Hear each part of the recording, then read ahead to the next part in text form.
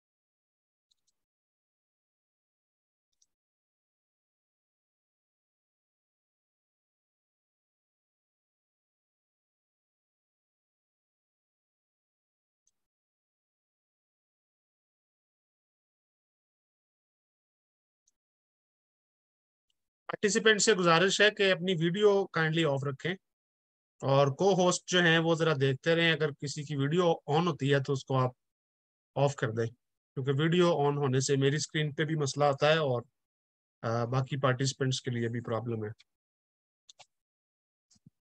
Alright, तो मुझे जरा बताइए कि आपको स्क्रीन नजर आ रही है।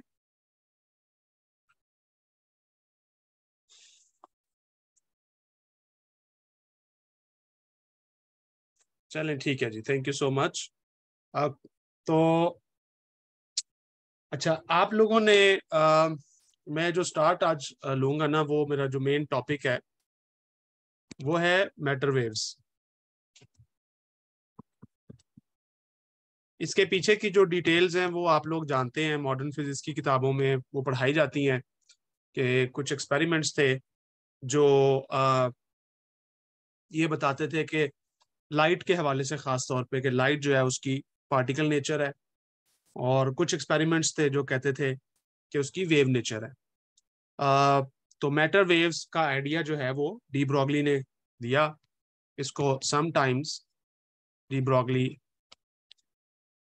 वेव्स भी कहा जाता है।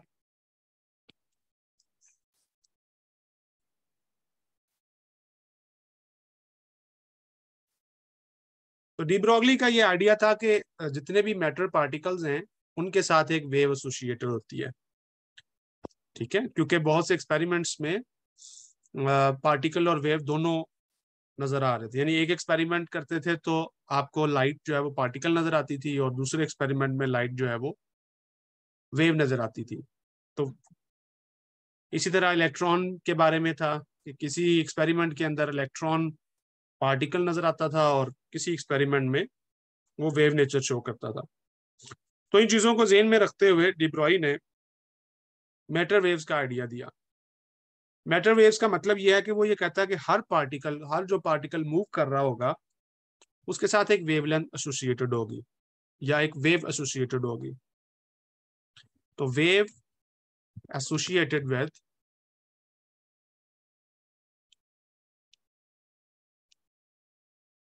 A moving particle. अभी हम सिंगल पार्टिकल की बात कर रहे हैं, लेकिन इसको सिस्टम ऑफ पार्टिकल्स के ऊपर भी लगाया जा सकता है। तो फिलहाल हम एक सिंगल मूविंग पार्टिकल की बात कर रहे हैं। तो एक मूविंग पार्टिकल के साथ जो वेव एसोसिएट होगी उसकी वेवलेंथ डी ब्रॉय के फार्मूले के मुताबिक h/p दी गई होगी। ये बड़ा फेमस फार्मूला है, जहां पे p जो है वो mv के बराबर होता है। ठीक है, अगर आपका पार्टिकल मास m के साथ v वेलोसिटी के साथ मूव कर रहा है। सो लेट्स से आपके पास एक पार्टिकल है जिसका मास m है, और वो वेलोसिटी v के साथ अगर मूव कर रहा है तो उसका मोमेंटम m भी है, और डी ब्रॉगली ये कहता है कि उसके साथ एक वेव एसोसिएटेड होती है। तो ये वो बुनियादी बातें हैं जो मेरा ख्याल है कि अक्सर लोगों ने मॉडर्न फिजिक्स की किताबों के अंदर सुनी होंगी। लेकिन यहाँ पर मैं आप लोगों से, जो पार्टिसिपेंट्स हैं, उनसे एक सवाल करना चाहता हूँ। आपने वेव्स का पहले भी सुना होगा, ठीक है, मसलन साउंड वेव्स आपने सुनी होंगी। एग्जाम्पल्स ऑफ वेव्स की बात करते हैं।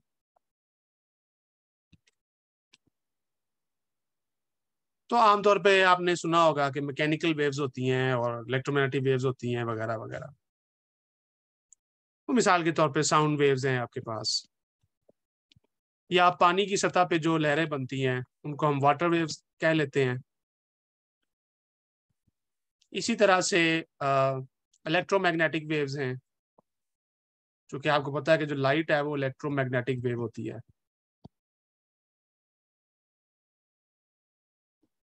तो ये सारी एग्जांपल्स हैं वेव्स की। और ये सारी वेव्स को अगर आप वेव इक्वेशन की फॉर्म में लिखना चाहें, ये मैं क्लासिकल मैकेनिक्स की बात कर रहा हूँ, जिसमें आप क्लासिकल मैकेनिक्स के फार्मूले पढ़ते हैं। तो वेव को रिप्रेजेंट करने का एक तरीका ये होता है कि आप इस तरह से एक इक्वेशन लिखते हो, सॉरी, एक्स और टी, एक फंक्शन है एक्स ऑफ टी का, and that is equal to 0। ये क्लासिकल वेव इक्वेशन है। आपने इस तरह की वेव इक्वेशन इलेक्ट्रोमैग्नेटिज्म में देखी होगी। मिसाल के तौर पे जो मैक्सवेल वेव इक्वेशन है, उसमें ये जो फंक्शन होता है एफ ऑफ एक्स टी, वो आपका इलेक्ट्रिक फील्ड हो सकता है, या मैं वन डायमेंशन की बात कर रहा हूँ, इसको आप थ्री डायमेंशन में भी ले सकते हैं, या मैग्नेटिक फील्ड हो सकता है। तो ये इलेक्ट्रोमैग्नेटिज्म में आप इसको देखते हैं। इसी तरह से एफ ऑफ एक्स टी जो है वो किसी रस्सी के ऊपर जो वेव बनती हैं वो उनका फंक्शन हो सकता है। साउंड वेव्स हो सकती हैं, कुछ भी हो सकती हैं। तो एफ ऑफ एक्स टी जो फंक्शन है ये उस वेव को करेक्टराइज करता है। एफ ऑफ एक्स टी का मतलब है कि ये स्पेस और टाइम दोनों पर डिपेंड करता है। ठीक है। अच्छा, फिर क्लासिकल मैकेनिक्स में आपने एक और चीज सुनी होगी, यानी उसको बोलते हैं गैलीलियन ट्रांसफॉर्मेशन। क्लासिकल मैकेनिक्स में जो वेव हम पढ़ते हैं, मिसाल तौर पर इलेक्ट्रोमैग्नेटिक वेव्स में, तो गैलीलियन ट्रांसफॉर्मेशन इलेक्ट्रोमैग्नेटिक वेव्स में तो वो नहीं लगती, लेकिन इन जनरल अगर आप किसी वेव को लिखना चाहें तो आप गिलिलियन ट्रांसफॉर्मेशन ऑफ वेव्स जो है उसके बारे में पढ़ सकते हैं। तो मैं ऐसा करता हूँ कि गिलिलियन ट्रांसफॉर्मेशन पहले इंट्रोड्यूस करवाता हूँ। ये आइडियाज क्लासिकल मैकेनिक्स के हैं, और आखिर पे मैं फिर ये जो डी ब्रॉगली वेव या उसकी वेवलेंथ का फार्मूला लिखा हुआ है इसके बारे में एक बात करना चाहता हूँ, तो मैं उस नतीजे तक पहुंचूंगा। अच्छा, गिलिलियन ट्रांसफॉर्मेशन ये होती है कि अगर आपके पास एक फ्रेम ऑफ रेफरेंस है, लेट्स से एक्स एस कह लें इसको, और ये फ्रेम ऑफ रेफरेंस जो है इसकी वेलोसिटी 0 है, ये रेस्ट पे है, और उसके साथ ही एक और फ्रेम ऑफ रेफरेंस है एस प्राइम, और मैं अज्यूम ये कर रहा हूं कि ये इनर्शियल फ्रेम ऑफ रेफरेंसेस हैं।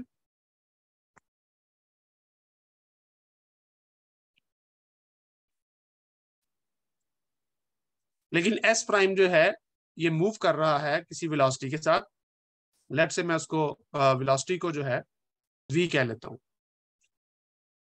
तो ये जो ओरिजिन है ओ प्राइम एस प्राइम का है, और ये जो ओरिजिन है वो ओ एस का है। अब आप फर्ज करेंगे यहां पे कहीं पे कोई इवेंट होता है, ठीक है, और इस इवेंट को मैं पी का नाम देता हूं।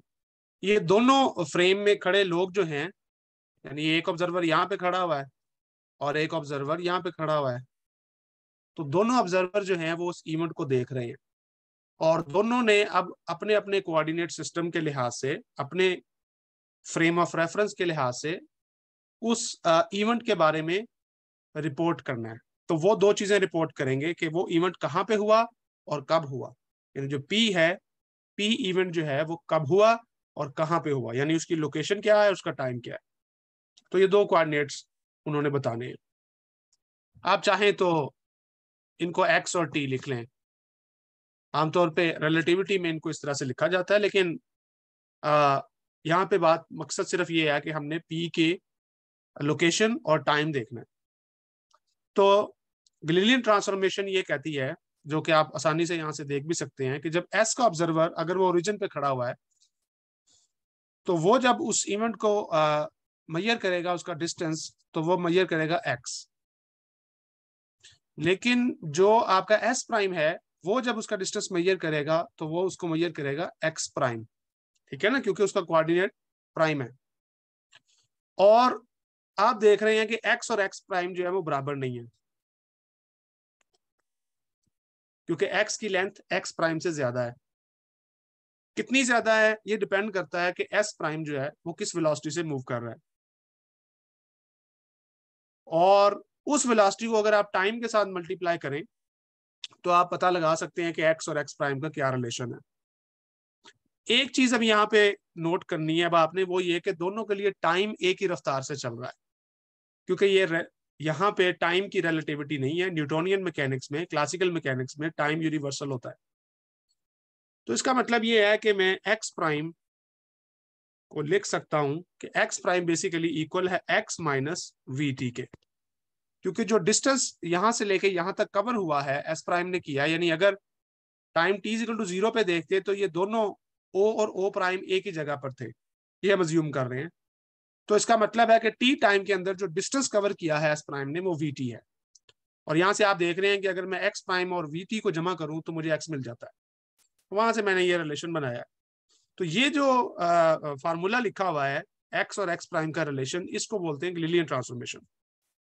और अगर ये 1D मोशन है तो वाई प्राइम जो है वो वाई के इक्वल रहेगा, और जी प्राइम जो है वो जी के इक्वल रहेगा, ठीक है। 1D मोशन में ले रहा हूं। तो ये गिलिलियन ट्रांसफॉर्मेशन होती है। अब मैं ये गिलिलियन ट्रांसफॉर्मेशन बेसिकली अप्लाई करना चाहता हूं वेव इक्वेशन के ऊपर, और देखना चाहता हूं कि वेव इक्वेशन पे इसका क्या फर्क पड़ता है। अच्छा, वेव इक्वेशन पे ऐसा अप्लाई करने की बजाय मैं ये जो ऊपर मैंने वेव इक्वेशन लिखी है इसका एक सोल्यूशन लेता हूं। Let me copy this wave equation. इस वेव इक्वेशन को यहां पे कॉपी करते हैं, और इसका एक सोल्यूशन लिखते हैं।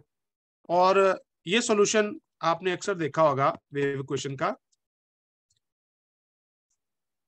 वो प्रोपोर्शनल होता है, या तो आप उसको कॉज के तौर पे लेते हो, आप लिखते हो कॉज के X minus omega T,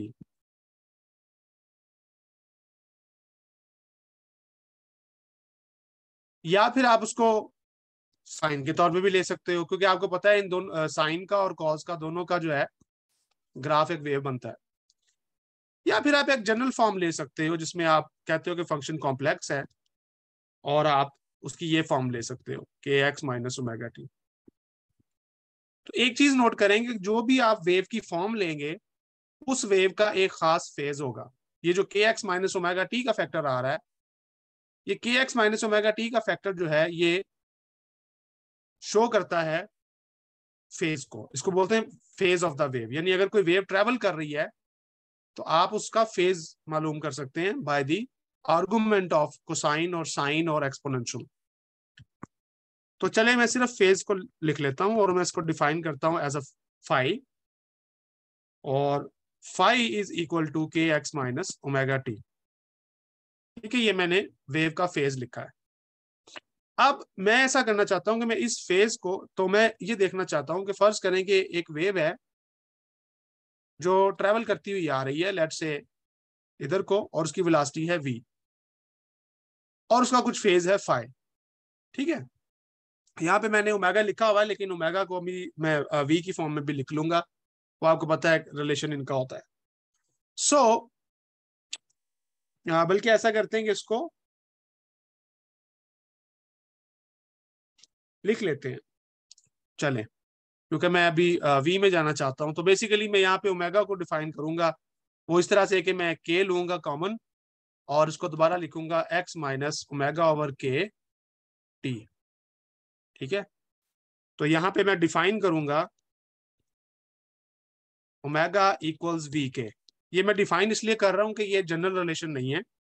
in general आपका ओमेगा और के का कोई भी रिलेशन हो सकता है, बाज़ औक़ात इसको डिस्पर्जन रिलेशन भी बोला जाता है।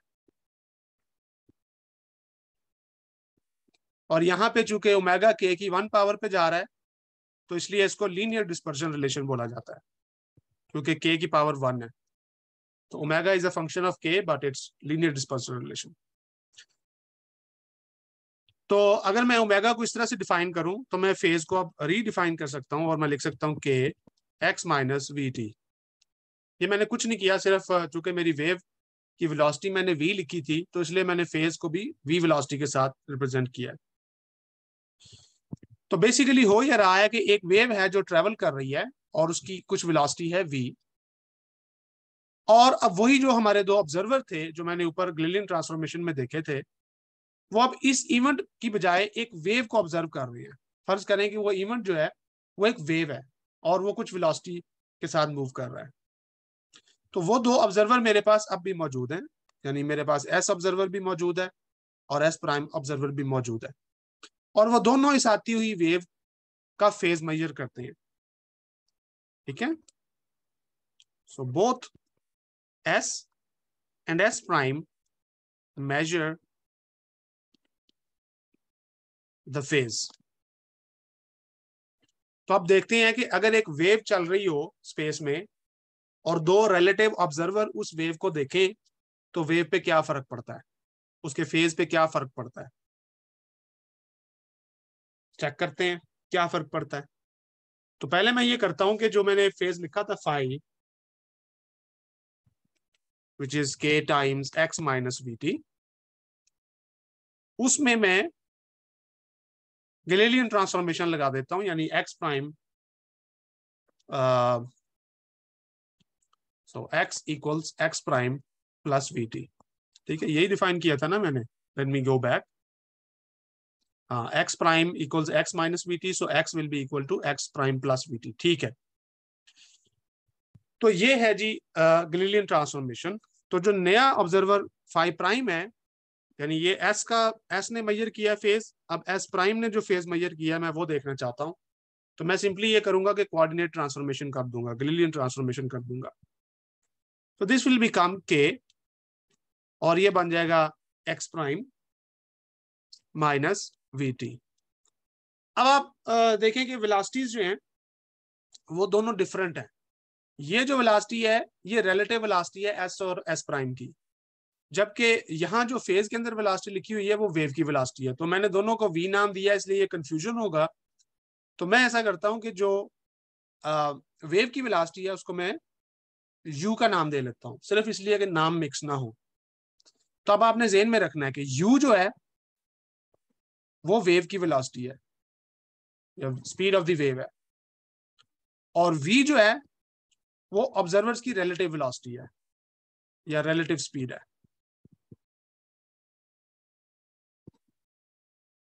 ठीक है, तो स्पीड ऑफ वेव चूंकि यू है तो लिहाजा मैं फेज को यू कर दूंगा और यहां पे भी यू कर दूंगा। अब ऐसा करते हैं कि एक्स प्राइम की वैल्यू यहां पे पुट कर देते हैं। एक्स प्राइम की वैल्यू यहां पे पुट करेंगे and that will be equal to sorry हाँ मैंने इधर ही उसकी वैल्यू पुट नहीं की। So let me rewrite this. So basically मैं इसको एक स्टेप मिस कर गया हूं तो वो मैं दोबारा लिख लेता हूं। तो मैं ये कह रहा हूं कि जो फाई है that is equal to K X minus U T. हाँ ठीक है, एंड देन जो फाई प्राइम है that will be equal to, हाँ यहां पे अब आपने रिप्लेस करना है। चले मैं तरतीब से चीजें लिखता हूँ। यूजिंग दिस रिलेशन एक्स की जगह पे मैं लिखूंगा x prime plus V T. तो मैं इसको दोबारा लिखता हूँ, तो बनेगा x prime plus V T minus U T. आप गौर फरमाएं कि यहाँ मैंने ऑलरेडी टी प्राइम और टी को सेम लिया हुआ है, क्योंकि ये गैलीलियन ट्रांसफॉर्मेशन है, क्लासिकल मैकेनिक्स है, उसमें टाइम जो है वो एब्सोल्यूट होता है, तो इसलिए टाइम को मैं कॉमन भी ले सकता हूँ। तो ये बन गई इक्वेशन मेरे पास। अब मैं इसको अगर लिखूं खोल के तो ये बन जाएगा के एक्स प्राइम प्लस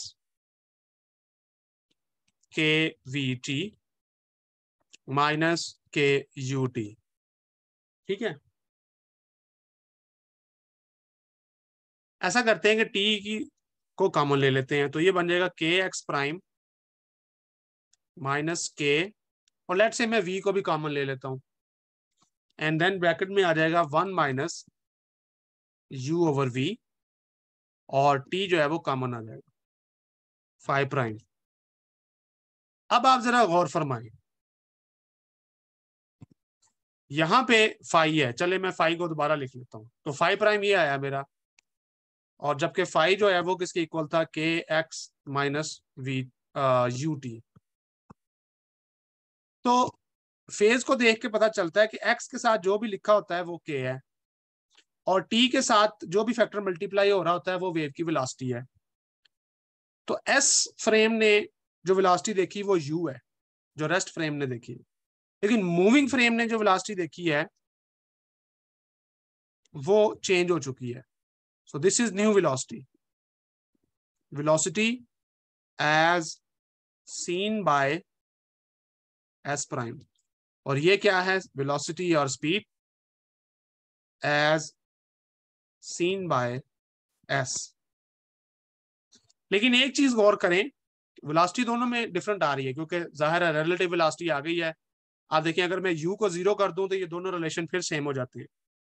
लेकिन जो इंपॉर्टेंट बात है वो ये है कि के जो है, के प्राइम चले इसको कह लें, दैट इज इक्वल टू के। This is the important point.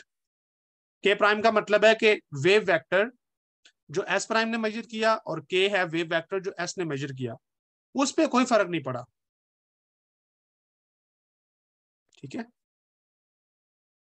अगर आप चाहें तो इसको के प्राइम लिख लें, कोई फर्क नहीं पड़ता।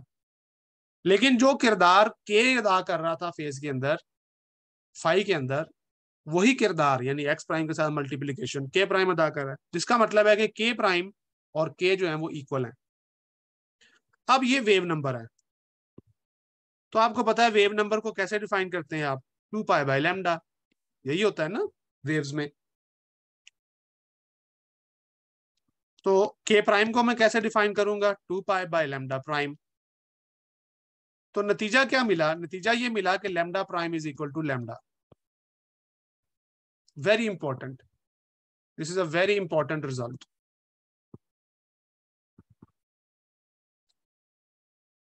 अभी तक जितना मैंने काम किया है गैलीलियन ट्रांसफॉर्मेशन से स्टार्ट करके, वेव इक्वेशन ली, वेव इक्वेशन का सोल्यूशन फर्ज किया, उस सोल्यूशन में देखा कि फेज कोई चीज होती है, तो फेज को मैंने गैलीलियन ट्रांसफॉर्मेशन फेज में अप्लाई की, और मैंने देखा कि दो ऑब्जर्वर जो हैं वो दोनों वेलोसिटी पे तो एग्री नहीं कर रहे। उन्हें लग रहा है कि एक कह रहा है कि मसलन स्लो आ रही है वेव, दूसरा कह रहा है कि फास्ट आ रही है, depending upon the relative velocity.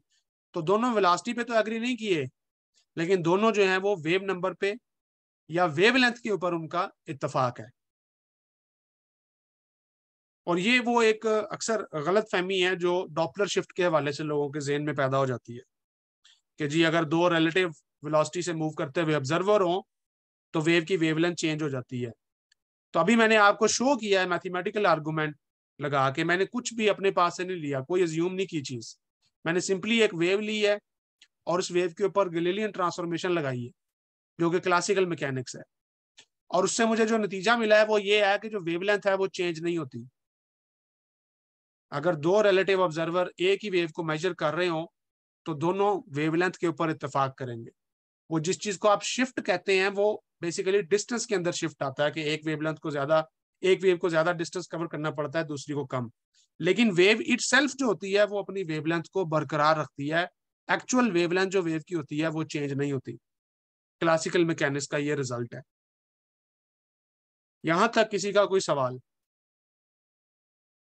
और इस बात को, ये जो मैंने बॉक्स में लिखा है lambda prime equal to lambda, ठीक है, इन क्लासिकल मैकेनिक्स, ये रिजल्ट आप लिख लें किसी जगह पे, इसको अपने माइंड में याद कर लें कि क्लासिकल मैकेनिक्स में दो रिलेटिव ऑब्जर्वर जो होते हैं वो जब वेवलेंथ को मेजर करते हैं तो सेम वेवलेंथ मेजर करते हैं irrespective of the speed, relative speed.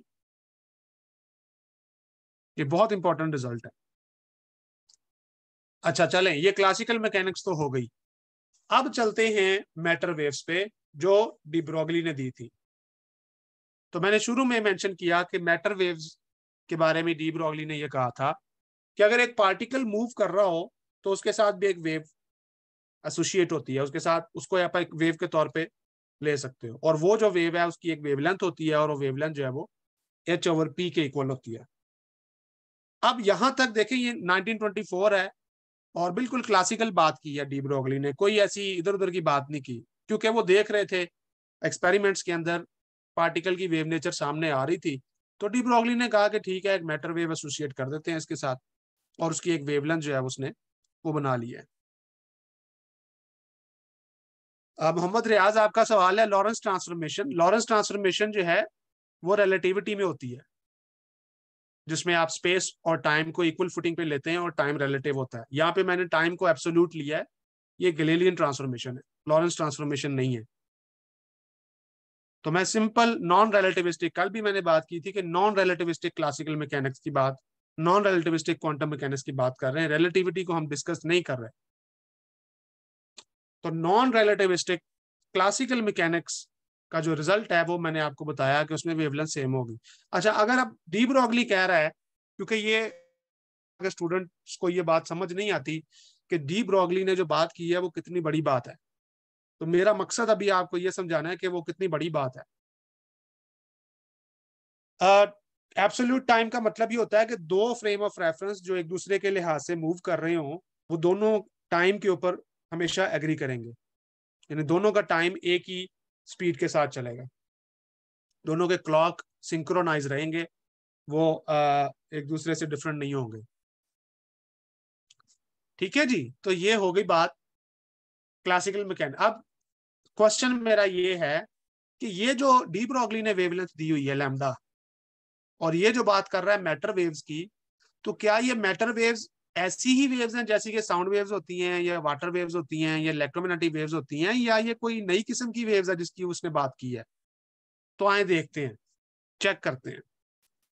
अगर तो मैटर वेव्स वही वेव्स हैं जो साउंड वेव्स होती हैं या क्लासिकल मैकेनिक्स वाली वेव्स होती हैं, तो आप मुझे बता सकते हैं कि ये कौन सा रिजल्ट फॉलो करना चाहिए इनको, यानी डी ब्रोगली की जो वेवलेंथ है उसको भी यही रिजल्ट यानी lambda prime equal to lambda वाला रिजल्ट निकालना चाहिए। तो लेट्स चेक। चेक करते हैं कि डी ब्रॉगली की वेव क्या रिजल्ट देती है। तो मैं दोबारा चलता हूं वहीं से, गैलीलियन ट्रांसफॉर्मेशन से। So now consider de Broglie waves. चलें मैटर वेव्स कर लेते हैं।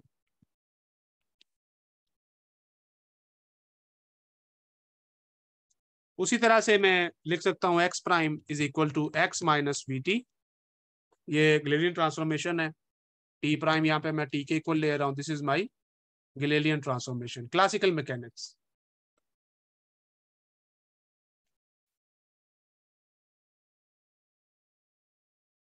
अच्छा, ऐसा करते हैं क्योंकि जो दी ब्रॉगली की वेव है वो है lambda is equal to H over P, जिसमें पी जो है वो मोमेंटम है। तो मोमेंटम जो है वो क्या होता है, मास टाइम्स वेलोसिटी। तो मैं ऐसा करता हूं कि मोमेंटम की इक्वेशन बनाता हूं यहां से। तो मोमेंटम की इक्वेशन क्या होती है, मैं इसका टाइम डेरिवेटिव ले लेता हूं इस इक्वेशन का। तो ये बन जाएगी माइनस वी। अब वी जो है ये कांस्टेंट है, क्योंकि मैंने बोला था कि ये इनर्शियल फ्रेम ऑफ रेफरेंस है, सो लिहाजा वेलोसिटी कांस्टेंट होनी चाहिए, यूनिफॉर्म होनी चाहिए ना, तो इसका डेरिवेटिव नहीं आएगा, ये सिंपली मेरे पास वी आ जाएगा यहाँ पर। फिर इसके बाद मैं इसको एम से मल्टीप्लाई भी कर लेता हूँ, ठीक है, मोमेंटम बनाने के लिए। तो अब आप देखें कि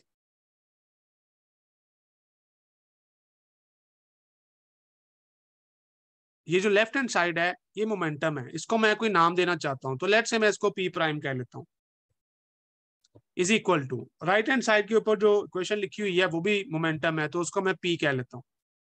मुझे लगता है कि इससे आप लोगों को फिर कंफ्यूजन होगी, क्योंकि अक्सर लोग P is equal to M V define करते हैं, क्योंकि मैं यहाँ पे एम वी लिखने जा रहा हूँ, तो उनको लगेगा कि जी पी अगर एम वी है तो वो तो जीरो हो जाएगा। नहीं, ऐसा करते हैं, इसको कोई और नाम दे लेते हैं। क्या नाम दें इसको, चलें ऐसा करते हैं कि आ, इसको मैं कह लेता हूँ पी एस प्राइम, और इसको कह लेते हैं पी एस। यानी पी एस जो है वो है मोमेंटम, और ये किस चीज का मोमेंटम है, पार्टिकल का। अब मैं पार्टिकल ले रहा हूं जिसने मैटर वेव बनना है। Momentum as seen by S frame, और पी एस प्राइम जो है ये क्या होगा, momentum as seen by S prime, ठीक है।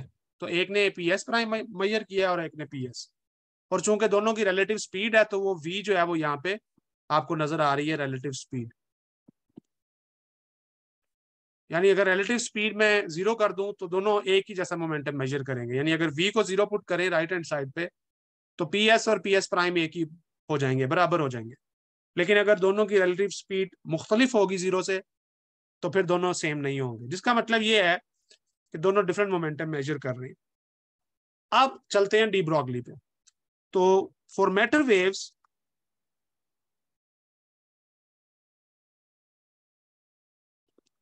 डी ब्रॉगली ये कहता है कि lambda is equal to H over P. तो अगर मैं लैम्डा एस लिखूं तो वो पी एस होगा, एच तो प्लांक कांस्टेंट है ना, वो कांस्टेंट है, उसको कोई फर्क नहीं पड़ेगा। और इसी तरह मैं लिख सकता हूं H over P S prime, तो ये बन जाएगी लैम्डा एस प्राइम, ठीक है। तो अब मैं यूं लिख सकता हूं कि lambda prime is equal to lambda S prime is equal to H over P S prime is equal to H over. अब ये देखें पी एस प्राइम को मैंने ऊपर डिफाइन किया हुआ है, यहां पर ये देखें। तो पी एस प्राइम की मैं वैल्यू पुट करता हूं P S minus M we.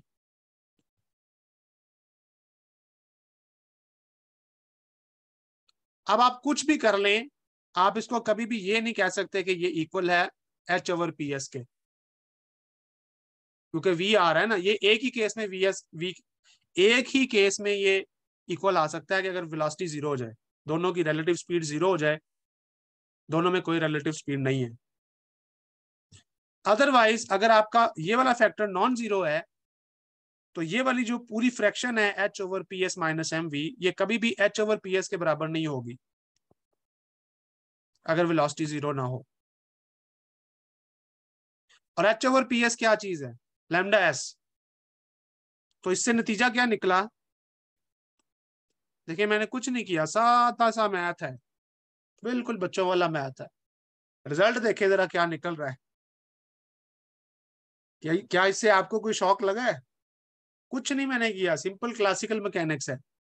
वही गैलीलियन ट्रांसफॉर्मेशन जो मैंने एक आम वेव इक्वेशन पे लगाई थी, जो एक आम वेव की डेफिनेशन होती है, उसके ऊपर जो डेफिनेशन लगाई थी उसका नतीजा ये आया था कि lambda prime is equal to lambda. लेकिन जो मैटर वेव्स का रिजल्ट आया वो तो कुछ और आ रहा है, विच कॉन्ट्राडिक्ट्स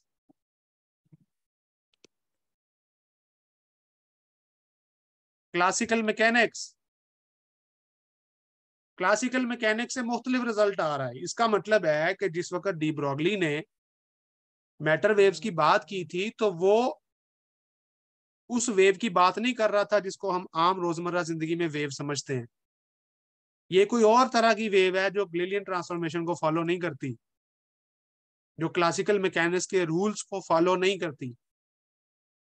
लेकिन डी ब्रॉगली को ये रिजल्ट तो पता था कि उसने ये जो वेवलेंथ का फार्मूला दिया ये ठीक नहीं है, ये क्लासिकल मैकेनिक्स और गैलीलियन ट्रांसफॉर्मेशन इसको ठीक नहीं साबित कर रही, इसका रिजल्ट ठीक नहीं आ रहा। इसलिए डी ब्रॉगली जो है वो बेचारा चुप रहा, उसने कोई इतनी बड़ी बातें नहीं की। इसीलिए आप ज्यादातर बोहर और आइंस्टाइन और श्रोडिंगर वगैरह का नाम सुनेंगे, उन्हीं की बहसें सुनेंगे। डी ब्रॉगली जो है वो बस ये फार्मूला दे के साइड पे हो गया, क्योंकि उसको समझ नहीं आ रही थी कि अगर मैटर वेव्स होती हैं, अगर हर पार्टिकल के साथ एक वेव होती है, तो फिर वो ये आम जो वेव क्लासिकल मैकेनिक्स का कॉन्सेप्ट है वेव का, वो क्यों नहीं फॉलो करती। या तो वो वेव होती नहीं है, अगर होती है तो फिर वो ऑर्डिनरी क्लासिकल मैकेनिक्स वाली वेव नहीं है, वो कोई और चीज है। और उसका आइडिया डी ब्रॉगली को नहीं था। तो इससे अगला जो फिर स्टेप है डी ब्रॉगली से, जब डी ब्रॉगली कुछ नहीं कर पाया, समझ नहीं पाया कि ये वेवलेंथ बराबर क्यों नहीं आती गैलीलियन ट्रांसफॉर्मेशन में, तो फिर श्रोडिंगर जो है उसने इसके आइडिया, डी ब्रॉगली के आइडिया को लिया और उसको आगे डेवलप किया और उससे एक नई वेव इक्वेशन बनाई। और फिर आप देखेंगे कि वो वेव इक्वेशन जो श्रोडिंगर ने बनाई है वो भी वो नहीं है जिसको आप वेव इक्वेशन कहते हैं, वो एक नई किस्म की वेव इक्वेशन है जो क्लासिकल मैकेनिक्स में नहीं आ पड़ते। यहां तक किसी का कोई सवाल? ये मैंने इसलिए आपको बताया कि सिंपल मैथमेटिकल रीजनिंग के साथ आप देखिए कितना प्रोफाउंड किस्म का रिजल्ट, कितना बेहतरीन शॉकिंग रिजल्ट आपके सामने आया है। और इससे आपको अब ये भी समझ आ गई होगी कि जो डी ब्रॉगली की वेवलेंथ है ये वो वेवलेंथ नहीं है जिसको आप आमतौर पर वेव कहते हैं। ये कोई नई चीज है, कोई नई चीज है जो पार्टिकल के साथ अटैच हो रही है। और फिर हम आगे चल के उसकी इंटरप्रिटेशन देखेंगे बॉन्ड अप्रोक्सीमेशन में जाके, जहाँ पे उसकी इंटरप्रिटेशन आएगी। तो वो मैं आहिस्ता आहिस्ता उसकी तरफ चलूंगा। एनी क्वेश्चन सो फार? सो रिजल्ट जो अभी तक मैंने निकाला है वो ये है कि de Broglie waves are not ordinary waves.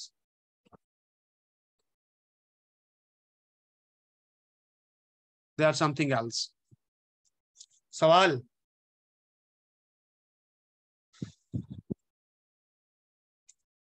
अच्छा, अगर ये बात हो गई है तो फिर आगे थोड़ा सा अब चलते हैं, दो चार चीजें और प्रेजेंट करते हैं और देखते हैं कि श्रोडिंगर कैसे पहुंचता है आगे।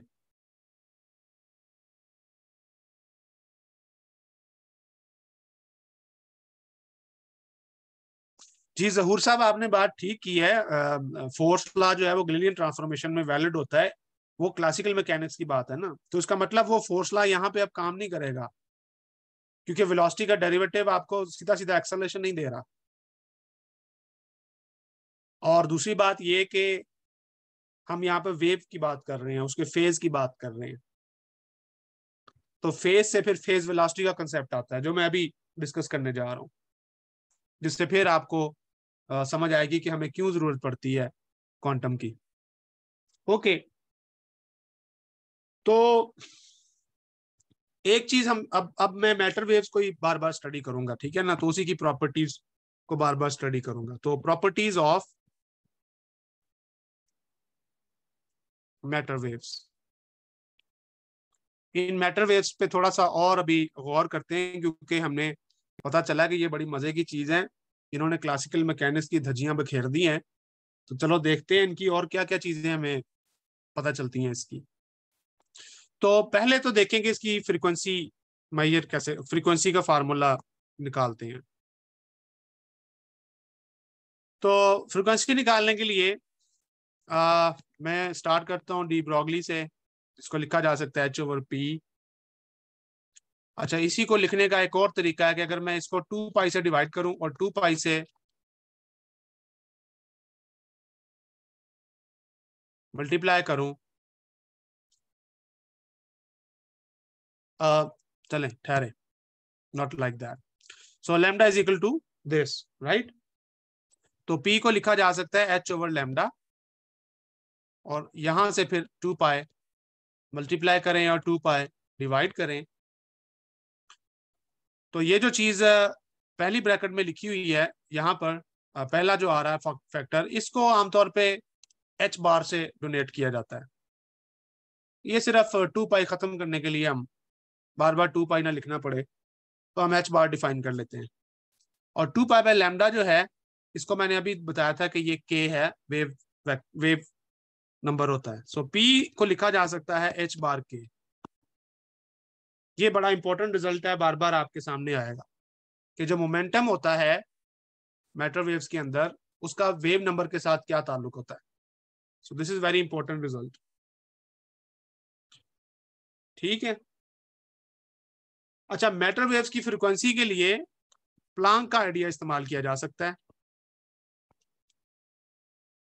प्लांक्स आइडिया जो है वो क्या है कि एनर्जी जो होती है फोटोन की, फॉर एग्जांपल, क्योंकि फोटोन एक पार्टिकल है जिसके साथ वेव एसोसिएट की जा सकती है, तो मैं उसकी एनर्जी को लिख सकता हूं H/ω। ठीक है, ये प्लांक का आइडिया है ना कि एनर्जी जो है वो H/ω होती है, जिसका मतलब है कि मैं ओमेगा को लिख सकता हूं E/H बार। तो ये एक फार्मूला बन गया फ्रीक्वेंसी का। ठीक है, यहां तक बात। तो ये जो दो फार्मूले हैं, इनको आपने याद रखना है। ओमेगा जो है वो E/H बार के बराबर है, और P जो है वो H/K के बराबर है। अच्छा, इसके बाद दूसरा आइडिया, दूसरी प्रॉपर्टी देखते हैं इसकी, वो है फेज वेलोसिटी। कि ये जो मैटर वेव्स ट्रेवल कर रही हैं, तो इनकी कोई वेलोसिटी भी तो है ना। तो वो फेज वेलोसिटी क्या है। तो मेरे आपको अभी मैंने लिखा था कि फेज होता है KX-ω-t, और इसमें अगर मैं K को कॉमन ले लूं तो लिखा जा सकता है X-ω/K-T। ठीक है, और ω/K जो है वो मैंने डिफाइन किया था, ω इज इक्वल टू VK। तो इसका मतलब है कि जो V है दैट, क्योंकि जब आप इसको V लिखना चाहते हैं ना इस चीज को, तो V तभी आप लिख सकते हैं अगर ओमेगा को डिफाइन करें VK। तो फिर V किसके इक्वल आ जाएगा, ω/K।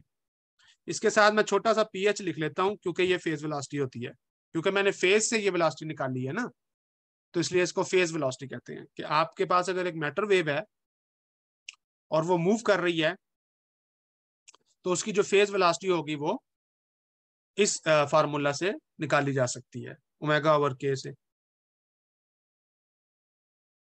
और अभी आपने देखा ओमेगा जो है वो तो E/H बार के बराबर है।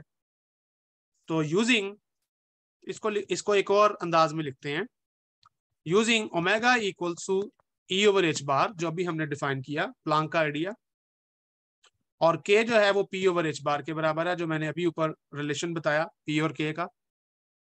तो मैं यहां से फेज वेलोसिटी का एक नया रिलेशन बना सकता हूं, P फेज ω/K, और ओमेगा को मैं पुट करूंगा E/H बार मल्टीप्लाई बाय क्या आ रहा है 1/K। तो ये बन जाएगा H/P।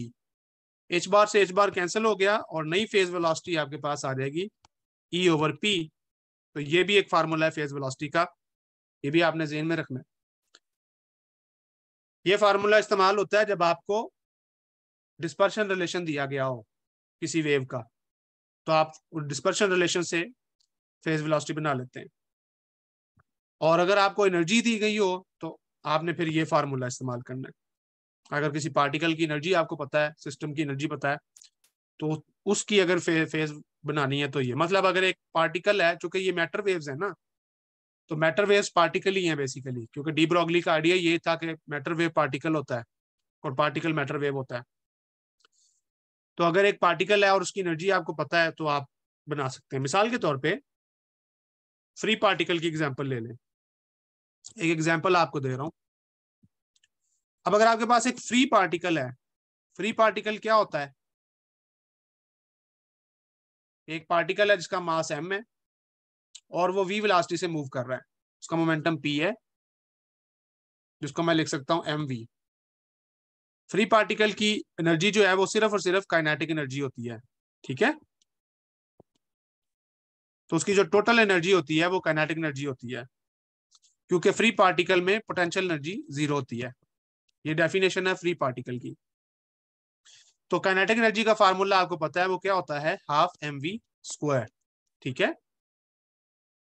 और मैं v के साथ ऐसा करता हूं, फ्री लिख देता हूं, क्योंकि ये फ्री पार्टिकल है तो इसकी वेलोसिटी फ्री है, सिर्फ नाम चेंज करने के लिए v फ्री। यहां तक बात समझ में आ गई? अच्छा, अब मैं फेज वेलोसिटी बनाता हूं, यानी अगर एक पार्टिकल को मैं मैटर वेव कहूं तो उसकी फेज वेलोसिटी क्या बनेगी? अगर इसी पार्टिकल को वेव समझ लिया जाए, मैटर वेव समझ लिया जाए फ्री पार्टिकल को, तो फेज वेलोसिटी क्या बनेगी ऑफ फ्री पार्टिकल? आप गौर कर रहे हैं कि अब ये जो मैंने जुमला लिखा है ये कितना अजीबोगरीब जुमला है, क्योंकि इसमें मैंने पार्टिकल भी लिखा है और फेज भी लिखा है।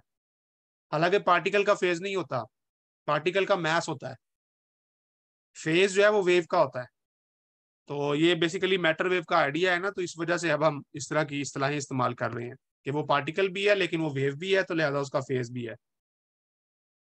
तो उस फेज, वो किस फेज वेलोसिटी से चलेगा, यानी इसी को अगर मैं एक वेव के तौर पे लेता तो इसकी जो वेलोसिटी होती है उसको मैं कहता वी फेज। समझ में आ गई बात? तो यहाँ पे मैं अर्ज ये कर रहा हूं कि ये जो दो डायग्राम्स हैं ये इक्विवेलेंट डायग्राम्स हैं। ऊपर वाली जो जहाँ पे मैंने ये पार्टिकल शो किया हुआ है, ये पार्टिकल नेचर शो कर रहा है, और इसी चीज को जो डी ब्रॉगली की हाइपोथेसिस में देखेंगे तो ये वेव को शो कर रहा है।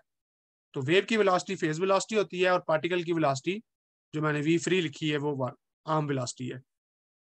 तो ये एक ही तस्वीर के दो रुख हैं, जिसको वेव पार्टिकल डुअलिटी कहते हैं, कि इसमें पार्टिकल भी है वेव भी है। लेकिन मेरे पास कोई ऐसा तरीका नहीं है कि मैं एक एक तस्वीर में दोनों को दिखा सकूं, तो इसलिए मैं दोनों को अलग अलग करके दिखा रहा हूं। लेकिन अपने जेहन में आप यही समझें कि बेसिकली वो पार्टिकल को ही वेव कह रहा है, पार्टिकल के साथ ही ये वेव एसोसिएटेड हो रही है। तो अब क्लासिकल मैकेनिक्स, अगेन बिल्कुल क्लासिकल चीज, अगर एक चीज मूव कर रही है, एक चीज चल रही है और उसकी एक रफ्तार है जिसको मैंने वी फ्री कहा है, तो अगर मैं उसी चीज को पार्टिकल की बजाय वेव कह दूं और उसका नया नाम रख दूं फेज वेलोसिटी, तो नया नाम रखने से वो चीज तो नहीं बदली ना, चीज तो वही है जो मूव कर रही थी। एक ने कहा कि वो पार्टिकल, दूसरे ने कहा कि वो वेव है, लेकिन चीज तो वही है ना, जो एक ही चीज है जो मूव कर रही है।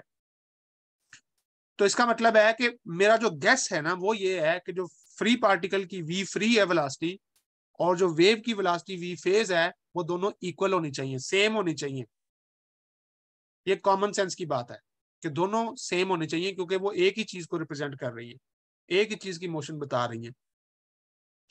तो चलो चेक करते हैं फेज फेज वेलोसिटी का फार्मूला क्या है। फेज वेलोसिटी का फार्मूला है जो अभी आपने ऊपर लिखा, E/P। अब E को तो मैं लिख सकता हूं 1/2 mv फ्री स्क्वायर, और 1/P को मैं क्या लिखूंगा? 1/mv फ्री, ठीक है ना, मोमेंटम जो है। अब आप देखें यहां से कैंसिलेशन होगी और वी फेज किसके बराबर आएगा? 1/2 वी फ्री। तो ये जो हमारी कॉमन सेंस थी वो वाला जवाब तो आया ही नहीं इसका, ये तो कोई नया जवाब आ गया। ये तो ये कह रहा है कि जो वी फेज है that is not equal to V free. तो भाई अगर चीज एक ही चल रही है तो उसे पार्टिकल या वेव कहने से फर्क क्या पड़ रहा है? फर्क ये पड़ रहा है कि दोनों की वेलोसिटी का जवाब ही मुख्तलिफ आ रहा है। तो यहाँ फिर हमारी क्लासिकल मैकेनिक्स की जो अंडरस्टैंडिंग है वो चैलेंज हो गई है, हमारी जो कॉमन सेंस है वो चैलेंज हो रही है, और ये बता रही है कि ये जो वेव्स हमने बनाई है ना, ये कोई खास किस्म की वेव्स है, ये वो वेव्स नहीं है जो आम वेव्स होती है, और उनकी वेलोसिटी जो है वो डिफरेंट हो जाती है फ्री पार्टिकल से। तो क्या किया जाए अगर डी ब्रॉगली का आइडिया बचाना है, तो क्या किया जाए? एक काम जो डी ब्रॉगली ने किया, उसने एक नई वेलोसिटी का कॉन्सेप्ट दिया जिसको ग्रुप वेलोसिटी कहते हैं, और मैं अभी बताऊंगा कि उसका मतलब क्या होता है, क्योंकि वेलोसिटीज जो है दोनों उस पर एग्री करना चाहिए, क्योंकि वो एक ही चीज है जो मूव कर रही है। तो वेलोसिटीज को एक दूसरे के इक्वल करवाने के लिए, यानी फेज वेलोसिटी को फ्री पार्टिकल की वेलोसिटी से सेम करवाने के लिए एक नया जो है वो कॉन्सेप्ट इंट्रोड्यूस करवाया गया, जिसको ग्रुप वेलोसिटी कहते हैं। ये अब हम सॉल्यूशंस की तरफ जा रहे हैं कि इसका मसले का हल कैसे किया जाए। तो पहला हल जो है वो ग्रुप वेलोसिटी में निकलता है। ग्रुप वेलोसिटी डिफाइन की जाती है बाय डेफिनेशन कि आप ऐसा करें कि लीनियर सुपरपोजिशन ले लें वेव्स की, लीनियर सुपरपोजिशन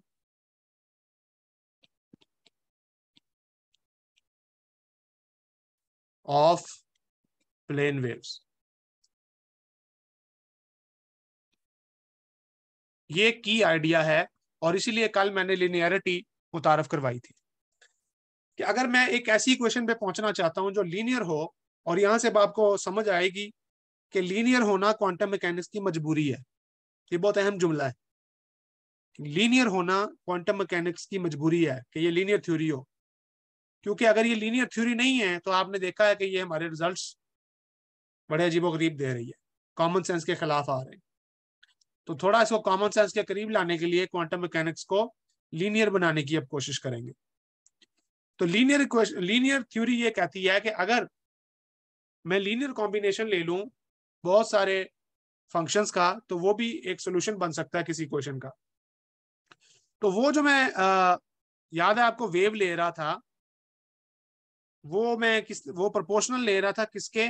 ई पावर आई के एक्स माइनस ओमेगा टी के, क्योंकि यही यही थी ना हमारी वेव जिससे हमने स्टार्ट लिया था, और के एक्स माइनस ओमेगा टी को फिर मैंने फेज कहा था।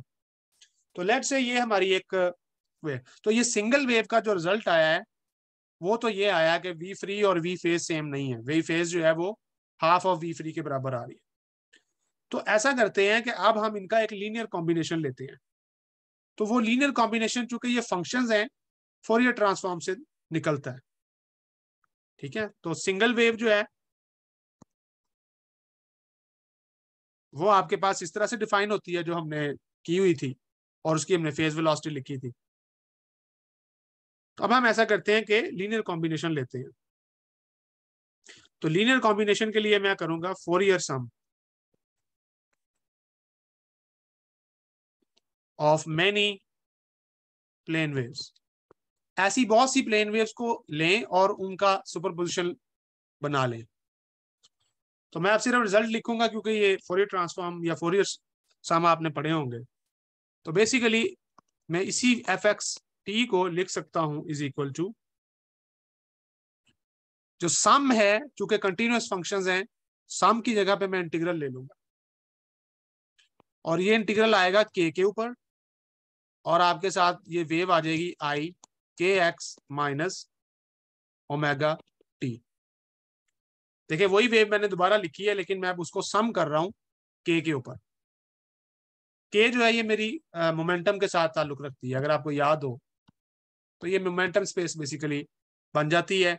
तो मोमेंटम स्पेस पे मैं इसको सम कर रहा हूं, और जो कि ये इंटीग्रल जो है ये के ऊपर सम कर देगा। तो बाकी जो वेरिएबल बचेंगे सम होने के बाद वो होंगे एक्स और टी। तो इसलिए मैंने लेफ्ट हैंड साइड पे जो फंक्शन लिखा है वो एक्स और टी का फंक्शन है, के का फंक्शन नहीं है, क्योंकि के ऊपर मैं सम कर रहा हूं, तो के गायब हो जाएगा इंटीग्रेशन के बाद। और अब जब मैं हर वेव को ऐड कर रहा हूं, तो लेट से मेरे पास ये एक वेव थी, फिर मेरे पास एक ये वाली वेव थी, फिर मेरे पास लेट से एक ये वाली वेव थी, एक मेरे पास ये वाली वेव थी।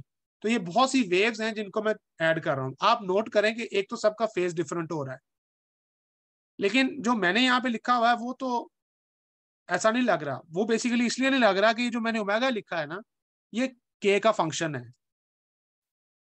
तो मैं ऐसा करता हूँ कि इसको एक्सप्लिसिटली के का फंक्शन बना के लिखता हूँ और साथ टी लिखता हूँ। तो वो डिफरेंट के जो है वो डिफरेंट फेज दे रहे हैं, और इसी वजह से ये रंग बिरंगी जो वेव्स मैंने बनाई हुई हैं, इनमें से हर एक जो है वो प्लेन वेव है, जो मैंने यहाँ पे लिखी हुई है single wave.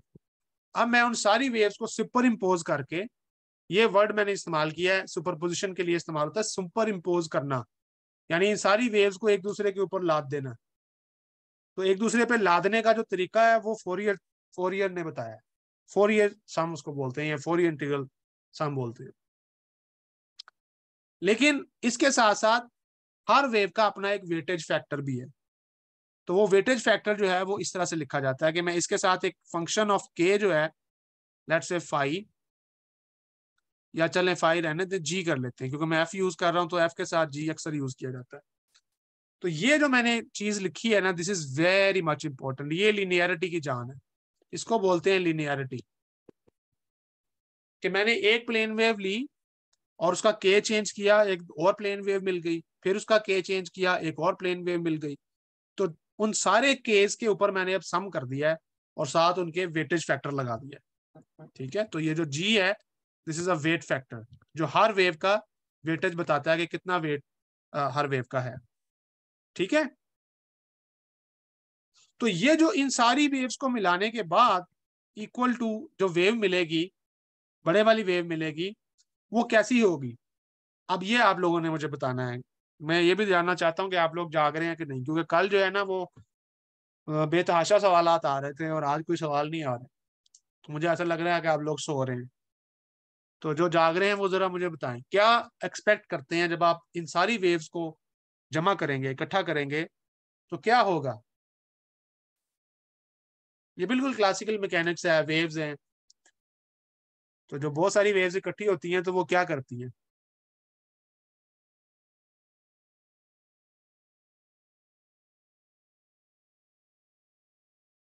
Superposition, interference, exactly गुलाम मुश्तबा ने सही जवाब दिया, ये इंटरफेरेंस करेंगी। यानी कुछ पॉइंट्स पे कंस्ट्रक्टिव इंटरफेरेंस होगी, कुछ पॉइंट्स पे डिस्ट्रक्टिव इंटरफेरेंस होगी। तो इन सब का जो नतीजा निकलेगा वो कुछ इस तरह का होगा कि आपको एक जनरल वेव मिलेगी जिसके अंदर नोड्स भी हो सकते हैं और नहीं भी हो सकते। ठीक है, मैंने ये सही नहीं बनाई, मतलब इसमें और सारी वेव्स भी कर लें, यानी दूसरी तरफ भी कर लें। मतलब ये अब जितनी आप करते जाएंगे उतनी ये अजीबोगरीब शक्ल बनती जाएगी। तो बहरहाल आखिरी नतीजा जो निकलेगा वो इस तरह का निकलेगा, जो मैंने बनाया हुआ है। तो ये आपका अब एफ ऑफ एक्स टी होगा, नया वाला। और इस एफ ऑफ एक्स टी को हम बोलते हैं वेव पैकेट। इसका नया नाम रखा हुआ है वेव पैकेट, जो कि इंडिविजुअल सिंगल प्लेन वेव्स की सुपरपोजिशन से बनता है। तो इसका मतलब है कि जो नई पिक्चर हमारे सामने आई वो ये है। नई पिक्चर जो है वो ये है कि अगर मेरे पास एक पार्टिकल है, इसका मास m है और वो v वेलोसिटी से मूव कर रहा है, तो उसकी पिक्चर ये नहीं है कि मैं ये वाली वेव बनाऊं। This is a wrong picture, इससे हमें रॉन्ग रिजल्ट मिल रहा था। तो इसकी असल पिक्चर ये है कि आप इसको इस तरह से कह सकते हैं कि ये मूव कर रहा है। तो ये बन जाएगी फ्री वेलोसिटी पार्टिकल की, और इसको हम कह देंगे ग्रुप वेलोसिटी। इसको बोलते हैं वी ग्रुप वेलोसिटी। ग्रुप इसलिए कहते हैं कि ये ग्रुप ऑफ वेव्स से मिलकर बनी हुई चीज है, वेव पैकेट है। Wave packet is a group of many waves. तो अब चेक करते हैं कि क्या हमारी ये दोनों वेलोसिटी जो हैं, वी फ्री और वी ग्रुप, ये बराबर आती हैं। फेज वेलोसिटी तो बराबर नहीं आई थी। तो चेक करते हैं कि ये जो हमने इतनी मेहनत की है और Fourier transform, Fourier integral sum किया है, तो इसका हमें कोई फायदा भी हुआ है या नहीं हुआ। ये स्टेशनरी वेव इसलिए बन रही है कि कुछ पॉइंट्स के ऊपर डिस्ट्रक्टिव इंटरफेरेंस हो रही है और कुछ पे कंस्ट्रक्टिव है। लेकिन इस तरह का वेव पैकेट ही हम क्यों लेते हैं, इसकी सिग्निफिकेंस आगे आएगी जब हम वेव फंक्शन की बात करेंगे कि वेव फंक्शन की क्या प्रॉपर्टी होनी चाहिए। लेकिन ये हमारे ऊपर है कि हम किस तरह से इनकी कंस्ट्रक्टिव या डिस्ट्रक्टिव इंटरफेरेंस करवाते हैं। तो ये वेव पैकेट मैं तैयार कर सकता हूँ अपनी मर्जी से, मैं फेज चूज करके और वेट फैक्टर चूज करके इस तरह का वेव पैकेट बना सकता हूँ। और ये फिर प्रॉब्लम्स भी होते हैं, मसलन गॉसियन वेव पैकेट होता है और भी वो वेव पैकेट होते हैं जो आप अपनी मर्जी से कंस्ट्रक्ट कर सकते हैं। तो जिस तरह का एक्सपेरिमेंट आप कर रहे हो, जिस तरह का वेव पैकेट आपको चाहिए होता है, आप उस तरह की वेव्स का सम लेके वेव पैकेट बना लेते हैं, एक्सपेरिमेंटली भी और थ्योरेटिकली भी।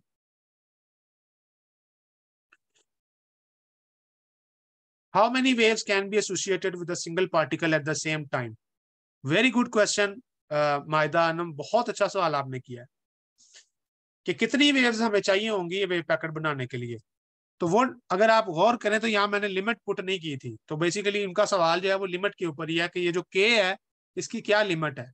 इसके ऊपर कोई हद नहीं है, ये आप minus infinity two plus infinity ले सकते हैं। इसका मतलब है कि आप इन्फिनिट वेव्स लेके उससे वेव पैकेट बना सकते हो।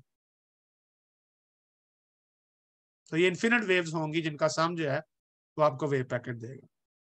अब यहाँ पे आप लोग ये भी सवाल कर सकते हैं कि यार इन्फिनिट चीजों को जमा करके फाइनाइट कैसे आता है। तो मैं आपको अर्ज करूंगा कि आप जो इन्फिनिट सीरीज है उस चैप्टर को जरा दोबारा पढ़ें। वहां पे आपने ये चीज पढ़ी होगी कि अगर इन्फिनिट चीजें हों तो कुछ सीरीज ऐसी हैं जिनका सम जो है वो फाइनाइट आ जाता है। तो ये भी वैसी ही सिचुएशन है कि हम इन्फिनिट सिंगल वेव्स ले रहे हैं, लेकिन जब उनको जमा करते हैं तो वेव पैकेट बन जाता है। वो एक फाइनाइट ऑब्जेक्ट होता है जिस तरह के एक पार्टिकल होता है। अब ग्रुप वेलोसिटी को कैसे डिफाइन किया जाता है तो ये चेक कर लेते हैं। तो ग्रुप वेलोसिटी डिफाइन की जाती है, कैसे डिफाइन होगी देखें। अब यहाँ पर जो फेज आ रहा है वहीं से वेलोसिटी निकलती है ना, लेकिन यहाँ अब जो फेज आ रहा है उसमें ओमेगा के पे डिपेंड कर रहा है। इन जनरल मैं ये बात कर रहा हूँ ना, तो ओमेगा के पे डिपेंड कर रहा है।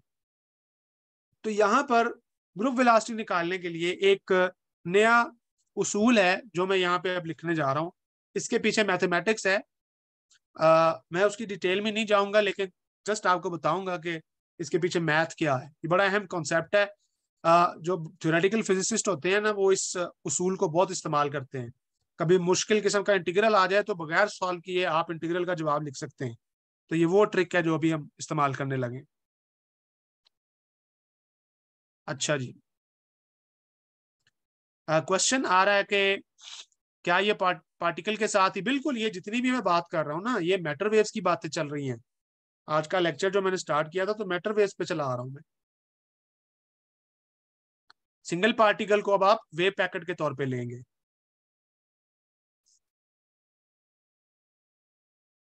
हमें क्यों चाहिए ग्रुप ऑफ पार्टिकल्स और ग्रुप ऑफ वेव्स, उसकी रीजन मैंने अभी आपको बताई कि अगर हम ग्रुप ऑफ वेव्स ना लें, सिंगल वेव लें, तो हमारे रिजल्ट्स जो हैं जो यहाँ पे हमने निकाले थे वो कॉमन सेंस और इंट्यूशन के मुताबिक दुरुस्त नहीं है। क्योंकि एक ही चीज अगर मूव कर रही है तो उसकी दोनों डिस्क्रिप्शंस में वेलोसिटी सेम आनी चाहिए, क्योंकि ये एक्सपेरिमेंटल फैक्ट है कि अगर एक पार्टिकल मूव कर रहा है, इलेक्ट्रॉन मूव कर रहा है और मैं उसकी वेलोसिटी मेजर करता हूं तो उसकी वेलोसिटी जो है वो इस पर डिपेंड नहीं करनी चाहिए कि वो वेव है या पार्टिकल है। तो ये रिजल्ट जो है उसको साबित करने के लिए हमने ये वेव पैकेट का आइडिया लिया है। और अब हम चेक करने लगे हैं कि क्या ये आइडिया काम किया है। अगर ये आइडिया काम करता है तो इसका मतलब हमें दोनों वेलोसिटी सेम मिलनी चाहिए, ग्रुप वेलोसिटी और फेज फ्री पार्टिकल की वेलोसिटी। तो लेट्स चेक। तो ग्रुप वेलोसिटी कैसे निकाली जाती है उसके लिए एक मैथमेटिकल ट्रिक है। वो मैथमेटिकल ट्रिक जो है उसको बोलते हैं प्रिंसिपल ऑफ स्टेशनरी फेज।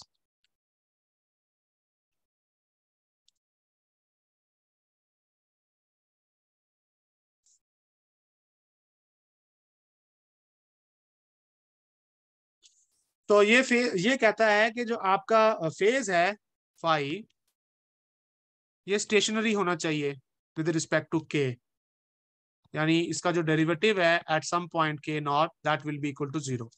ये मैथमेटिकली स्टेशनरी की डेफिनेशन होती है ना, कोई भी फंक्शन अगर स्टेशनरी है तो उसका फर्स्ट डेरिवेटिव जीरो होना चाहिए। सेकंड डेरिवेटिव फिर बताता है कि वो मैक्सिमा है या मिनिमा है। ठीक है, तो अब हम देखते हैं कि इसको कैसे निकाला जा सकता है, यानी इससे अब आप क्या फायदा लेना चाहते हैं स्टेशनरी फेज से। तो स्टेशनरी फेज से जो फायदा लेना है वो ये है कि जो हमने डिफाइन की है अपनी वेव एफ एक्स टी, चले मैं एक दफा लिखता हूं, जी ऑफ के आई के एक्स माइनस ओमेगा टी, और ओमेगा जो है वो के का फंक्शन है टी। वो ये है कि फर्ज करें कि आपके पास एक वेव है और वो, ठीक है, उसका कोई फेज है, तो एक खास रीजन के अंदर, इस रीजन के अंदर आप देख रहे हैं कि ओवरऑल तो ये वेव ऑसिलेट कर रही है। चले मैं इसको मेगावर्स, मतलब इस रीजन के अंदर आप देखें तो आपको एक प्लेटो नजर आ रहा है। ऐसा लग रहा है कि इस स्मॉल रीजन के अंदर, और इसको मैं कह लेता हूं कि लेट्स से के नॉट पॉइंट के ऊपर, ये के एक्सेस है, इस के नॉट पॉइंट के ऊपर ये जो ओमेगा है ये ज्यादा चेंज नहीं हो रहा, यानी वेव की फ्रिक्वेंसी ज्यादा चेंज नहीं हो रही। तो इसको हम बोलते हैं कि स्मॉल ऑसिलेशन। जब स्मॉल ऑसिलेशन होगी तो आपका फेज जो है वो स्टेशनरी दिखाई देगा, यानी ऐसा लगेगा कि वेव ना ऊपर जा रही है ना नीचे जा रही है। इस रीजन को आप देखें ना, इस रीजन को आप देखें जो मैंने हाईलाइट किया है, तो वेव ना ऊपर जा रही है ना नीचे जा रही है, जो चेंज आ रहा है उसके फेज में वो बहुत स्लो है। तो जब आपके पास एक फंक्शन हो, let's say omega as a function of K, तो टेलर एक्सपेंशन मुझे ये बताती है कि अगर वो फंक्शन किसी एक पॉइंट के इर्द गिर्द बहुत आहिस्ता से चेंज हो रहा हो तो उसकी टेलर एक्सपेंशन उस पॉइंट पे की जा सकती है। ये बात जी समझ में आ गई जी, कि टेलर एक्सपेंशन की जा सकती है। This is the definition of Taylor expansion, right. तो इसकी अगर टेलर एक्सपेंशन करते हैं तो वो क्या आती है। सो लेट्स से मैं ओमेगा के को के माइनस के नॉट के साथ टेलर एक्सपेंशन करवाता हूं, तो पहली चीज क्या आएगी, ओमेगा के नॉट। फिर दूसरी चीज क्या आएगी, माइनस के नॉट डी ओमेगा के बाय डी के एट के इज इक्वल टू के नॉट एंड सो ऑन। ठीक है, इसको बोलते हैं टेलर एक्सपेंशन। ये टेलर एक्सपेंशन मैं क्यों कर रहा हूं, टेलर एक्सपेंशन इसलिए कर रहा हूं कि ये जो मेरी वेव है वो इस के नॉट पॉइंट के इर्द गिर्द ज्यादा चेंज नहीं कर रही, वो फेज जो है वो ज्यादा तेजी से चेंज नहीं हो रहा, बहुत स्लोली वेरी कर रहा है। तो स्लोली वेरिंग फंक्शन कोई भी हो, अब ये आप उसूल समझ लेंगे, कोई भी स्लोली वेरिंग फंक्शन हो तो जिस पॉइंट के गिर्द वो स्लोली वेरी कर रहा है आप वहां पे टेलर एक्सपेंशन लगा सकते हैं। ये फिजिसिस्ट अक्सर ये काम करते हैं, राइट। तो मैं हायर ऑर्डर टर्म्स यहाँ पे नहीं लिख रहा, उनको मैं इग्नोर कर रहा हूं। अच्छा, इससे क्या होगा कि जो मेरा ये जो एक्सपोनेंशियल है इंटीग्रल के अंदर, जो किसके इक्वल है, के एक्स माइनस ओमेगा टी के, उसको अब मैं अप्रोक्सीमेटली यूं लिख सकता हूं, ई पावर आई के एक्स माइनस ओमेगा की वैल्यू क्या आएगी, ओमेगा ऑफ के नॉट टी। थोड़ा सा मैं इसको नीचे लिखता हूं क्योंकि मुझे ज्यादा टर्म्स लिखनी है यहाँ पे। फिर क्या आएगी टर्म, माइनस माइनस प्लस हो जाएगा, and then K and then D omega over D K and then T. तो अगली हायर ऑर्डर टर्म्स जो है हम उनको इग्नोर कर लेते हैं।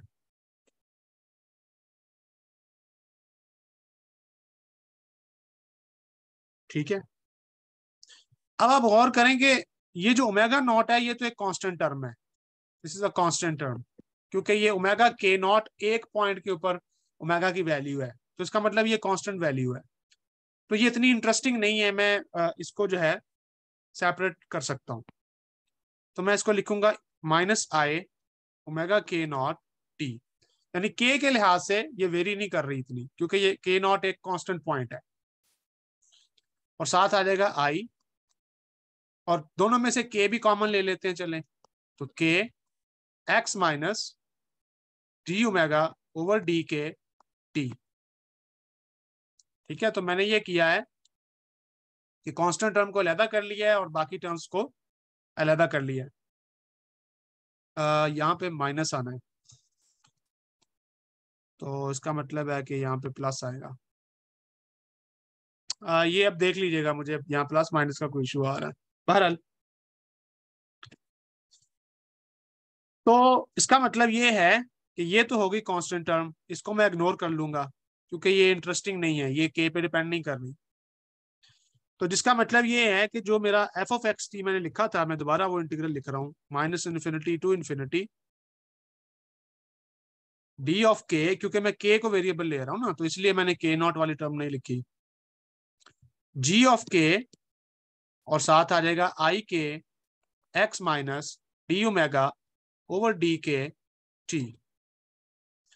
अब ये तो जानी पहचानी चीज नहीं लग रही, ये बिल्कुल वैसी चीज है जैसी हमने पहले लिखी थी, Fourier sum of individual plane waves. फर्क सिर्फ ये है कि इस दफा वेलोसिटी की जगह पे ये एक चीज आ रही है, डी ओमेगा बाय डी के।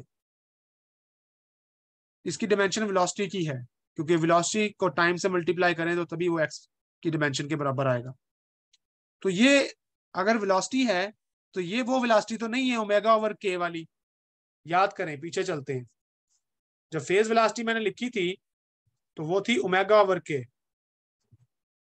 ये देखें, this was the phase velocity. लेकिन अभी जो मैं वेलोसिटी डिफाइन कर पा रहा हूं वो ओमेगा ओवर के नहीं है, वो डी ओमेगा ओवर डी के है। तो ये जो नई वेलोसिटी है इसको नाम देते हैं ग्रुप वेलोसिटी का। This is the group velocity. क्यों? क्योंकि ग्रुप ऑफ वेव्स में से निकल के आ रही है। So D omega over D K, where omega is a function of K, so this is called group velocity.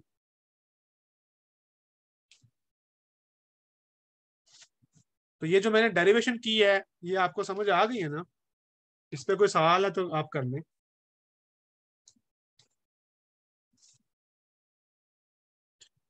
अब फ्री पार्टिकल लेते हैं। So let's say we have a free particle. तो फ्री पार्टिकल के लिए जो मेरा relation था वो ये था, वी फ्री टाइम्स के। ठीक है ना, वो जो रिलेशन हम बार बार लिख रहे हैं। तो इससे अगर मैं डी ओमेगा बाय डी के बनाऊं तो वो किसके इक्वल आता है? वी फ्री के। लेकिन डी ओमेगा और डी के तो ग्रुप वेलोसिटी है, तो इसका मतलब this is equal to group velocity. तो ये ने इसने हमारा मसला हल नहीं कर दिया। वो पहले जो हम निकाल रहे थे फेज वेलोसिटी, वो तो हाफ फ्री वेलोसिटी के बराबर आ रही थी, लेकिन ग्रुप वेलोसिटी जो है वो बिल्कुल उसी फ्री वेलोसिटी के बराबर आ रही है जो पार्टिकल है। तो वी फ्री का मतलब है पार्टिकल, वी ग्रुप का मतलब है वेव। तो पार्टिकल और वेव दोनों की वेलोसिटी मैच हो रही है, जो कॉमन सेंस की बात भी है, क्योंकि अगर एक ही चीज आ रही है तो वेलोसिटी तो उसकी वही रहती है। तो इसका मतलब ये है कि जो वेव पैकेट है that is the actual representation of matter waves. जो जो सिंगल पार्टिकल सिंगल वेव है वो उसकी अच्छी रिप्रेजेंटेशन नहीं है। यानी लीनियर सुपरपोजिशन लेकर वेव्स की जो वेव पैकेट बनाया जाता है वो हमारी फिजिक्स के मुताबिक ठीक है, एक्सपेरिमेंट के मुताबिक ठीक है। इंडिविजुअल वेव जो है, सिंगल वेव जो है वो ठीक नहीं है। डी ओमेगा बाय डी के कैसे लिखा है? वो इसलिए है कि अगर आप इस रिलेशन को देखें, जो रिलेशन यहाँ पे लिखा हुआ है, तो इस रिलेशन में आप देखें जो फेज है, फेज की डेफिनेशन क्या होती है? एक्स माइनस वी टी, ठीक है ना, और साथ के आता है ऑफ कोर्स। तो इन दोनों को अगर आप कंपेयर करें, फेज के X minus D omega by D के टी को और इसको, तो आपको नजर आ रहा है कि डी ओमेगा बाय डी के वेलोसिटी होनी चाहिए। दूसरी इसकी रीजन ये है कि टाइम के साथ जब वेलोसिटी को मल्टीप्लाई करते हैं तो तभी आपको स्पेस की डायमेंशन मिलती है। तो डायमेंशन एनालिसिस से भी हमें पता चल रहा है कि ये वेलोसिटी होनी चाहिए। ठीक है, और इसके पीछे रीजन क्या है? रीजन है प्रिंसिपल ऑफ स्टेशनरी फेज, कि आपका जो फेज है फाई, वो के लिहाज से ज्यादा वेरी नहीं करना चाहिए, बल्कि यहां मुझे फाई लिखना चाहिए। फेज जो है वो के लिहाज से ज्यादा वेरी नहीं करना चाहिए, स्लोली वेरिंग करना चाहिए। तो फिर आप ये वाला फार्मूला लगा सकते हो टेलर एक्सपेंशन का, और उससे आप डी ओमेगा बाय डी के निकाल सकते हो। थोड़ा सा मैथ उसमें आ गया, लेकिन रिजल्ट बहुत इंटरेस्टिंग हमें मिल गया है। तो दूसरा रिजल्ट जो आज का है वो हमें क्या मिला है? सेकेंड रिजल्ट वो ये है, अ free particle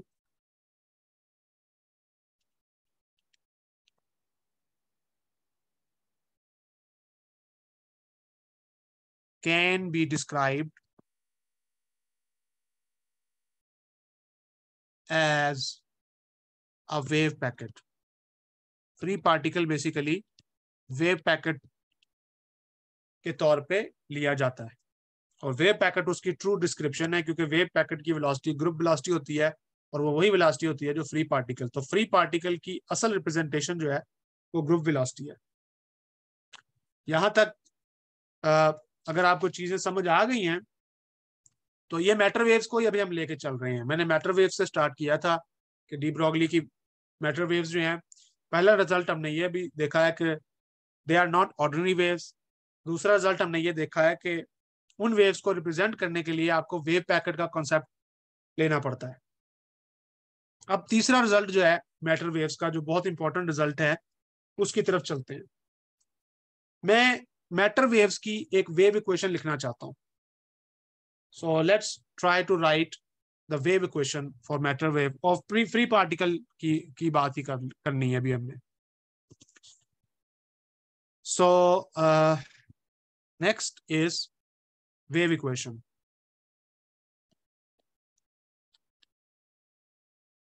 for free particle.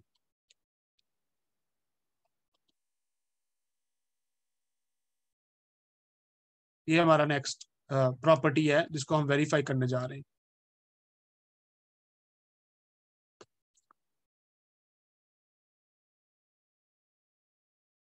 A single particle is not generating a group of waves. हाफिज साहब, आपका सवाल यह है कि single particle group of waves को कैसे पैदा कर रहा है?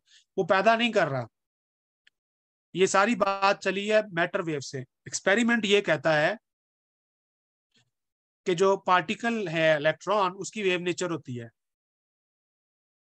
इसका मतलब है पार्टिकल के लिए एक वेव इक्वेशन लिखनी पड़ेगी, लेकिन वो वेव इक्वेशन लिखने से पहले ये तो पता चले कि वो वेव है कैसी। तो हमने देखा कि वो क्लासिकल वेव जैसी नहीं है, वो साउंड वेव जैसी नहीं है, इलेक्ट्रोमैग्नेटिक वेव जैसी नहीं है, वगैरह वगैरह। तो हमने उसका बाद में दूसरा रास्ता देखा कि अगर हम एक सिंगल वेव ले लें, पार्टिकल को एक सिंगल, क्योंकि सिंगल पार्टिकल है तो सिंगल वेव लेनी चाहिए ना, तो सिंगल वेव लेके जब हमने देखी और उसकी फेज वेलोसिटी निकाली, तो वो फ्री पार्टिकल की वेलोसिटी नहीं बन रही थी, बल्कि 1/2 फ्री पार्टिकल की वेलोसिटी बन रही थी, which is not an experimental fact. तो फिर हमने और तरीका, लीनियर थ्योरी जो है, लीनियर सुपरपोजिशन का तरीका इस्तेमाल करके देखा कि चलो ये तरीका लगा के ग्रुप ऑफ वेव्स को इकट्ठा करते हैं और उनकी कंस्ट्रक्टिव और डिस्ट्रक्टिव इंटरफेरेंस करवा के वेव पैकेट बनाते हैं। तो वेव पैकेट की जब वेलोसिटी निकाली तो वो वही थी जो एक फ्री पार्टिकल की होती है। तो ये मेरा मैथमेटिक्स और मेरा जो एक्सपेरिमेंट है वो मुझे मजबूर कर रहा है कि मैं एक सिंगल पार्टिकल को वेव पैकेट के तौर पर रिप्रेजेंट करूं, सिंगल वेव के तौर पर रिप्रेजेंट ना करूं। क्लियर है ये बात? नहीं, नंबर ऑफ फ्री पार्टिकल्स नहीं ले रहे, एक ही पार्टिकल है। देखिए मैंने ऊपर जो डायग्राम बनाई थी, दोबारा, एक पार्टिकल है, सिंगल पार्टिकल है। ये सिंगल पार्टिकल क्वांटम मैकेनिक्स कर रहे हैं, मैनी पार्टिकल्स नहीं कर रहे। उसी पार्टिकल को मैं अब क्वांटम मैकेनिक्स में इस तरह से लिखूंगा। दैट इज द डिफरेंस, कि क्वांटम मैकेनिक्स में वो इस तरह से आएगी और क्लासिकल मैकेनिक्स में उसकी ये तस्वीर है। लेकिन इन दोनों को एक ही तस्वीर में कैसे यकजा करना है, ये मेरे बस की बात नहीं है। I don't know. मेरा जेन, या बल्कि किसी भी इंसान का जेन जो अभी तक काम कर रहा है, वो कोई ऐसी तस्वीर बना नहीं पाया कि जिसमें पार्टिकल और वेव दोनों दिखाए जा सके। और ये जाके फिर अनसर्टेनिटी प्रिंसिपल को हिट करेगा कि दोनों एस्पेक्ट्स एक एक्सपेरिमेंट में समझ सामने नहीं आ सकते। तो कभी वो पार्टिकल बनेगा, कभी वेव। लेकिन जब वेव बनेगा तो वो सिंगल वेव नहीं बनेगा, वो वेव पैकेट बनेगा। ये बात हमने प्रूव की है। यस रियाज साहब, अब matter wave is a superposition of waves, जिसको हम वेव पैकेट कह रहे हैं for a free particle.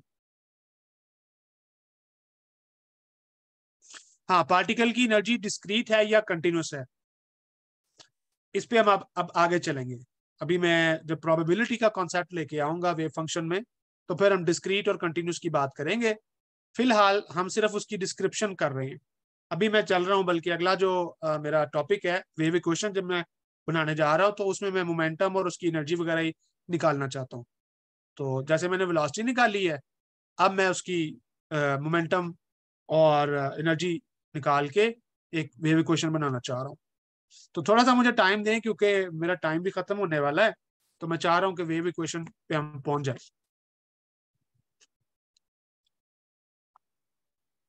Many particles की बात आप क्यों कर रहे हैं बार बार? मैनी पार्टिकल्स की जो क्वांटम मैकेनिक्स है वो बिल्कुल डिफरेंट है, वो एडवांस क्वांटम मैकेनिक्स है, जिसमें आप इंसाम्बल ऑफ पार्टिकल्स लेते हैं और वो इंसाम्बल फिर स्टैटिस्टिक्स बन जाती है और उसको फिर क्वांटम स्टैटिस्टिकल मैकेनिक्स कहा जाता है। तो वो एक बिल्कुल ना डिफरेंट फील्ड है। यहाँ पे single particle non relativistic quantum mechanics हम कर रहे हैं। एक पार्टिकल की मैं सिर्फ बात कर रहा हूँ, सिंगल पार्टिकल, एक इलेक्ट्रॉन एक फोटॉन। जब वो चल रहा होगा तो क्वांटम मैकेनिक्स ये कहती है कि वो वेव पैकेट के तौर पे चलेगा, क्लासिकल कहती है कि वो पार्टिकल के तौर पे चलेगा। डिफरेंट एक्सपेरिमेंट्स में वो दोनों दोनों तरह से सामने आता है, लेकिन एक एक्सपेरिमेंट में दोनों सामने नहीं आते। इसलिए मैं कोई एक तस्वीर ऐसी नहीं बना सकता कि जिसमें पार्टिकल भी नजर आ जाए और वेव भी नजर आ जाए। That is not possible. All right, so let's move on. चलते हैं अब आगे थोड़ा सा। तो अगेन अभी वेव इक्वेशन पे चलना है, तो मैं सिंगल पार्टिकल की बात कर रहा हूं।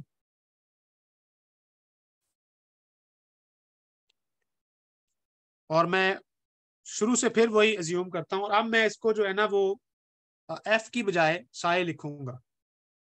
साए इसलिए लिखूंगा क्योंकि मेरी इक्वेशन जो है वो साए में आएगी, और साए अक्सर लोग यूज करते हैं। ये नाम है, नाम से कोई मसला नहीं है। तो ये मेरी एक लेट से वेव है, सिंगल वेव लेते हैं, आई के एक्स माइनस ओमेगा टी, और इससे कोशिश करते हैं कुछ रिजल्ट्स निकालने की।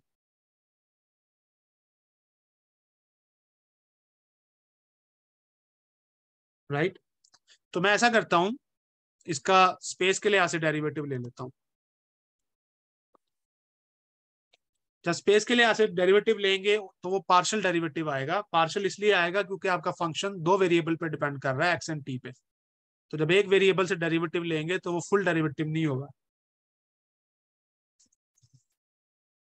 ठीक है, तो ये किस जब अब मैं एक्स के लिहाज से डेरिवेटिव लूंगा तो क्या आएगा, आई के ई पावर आई के एक्स माइनस ओमेगा टी, और उसको मैं फिर लिख सकता हूं आई के साई, अगेन साई वापस आ जाएगा। अब ऐसा करते हैं कि 1/i को मैं लेफ्ट साइड पे ले जाता हूं, तो इधर आ जाएगा के साई। फिर ये करते हैं कि एच बार से मल्टीप्लाई कर लेते हैं दोनों तरफ। अब आप लोग मुझे बताएंगे ये जो एच बार के लिखा हुआ है ये क्या चीज है? मैंने ऊपर डिफाइन किया था। व्हाट इज एच बार के?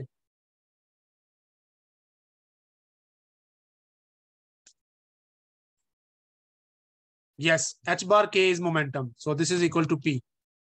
तो इसका मतलब है कि ये मेरी इक्वेशन जो है वो है P psi is equal to H bar over I partial psi over partial X. तो ये जानी पहचानी चीज नहीं लग रही? अगर मैं इसको दोबारा लिखूं इस तरह से,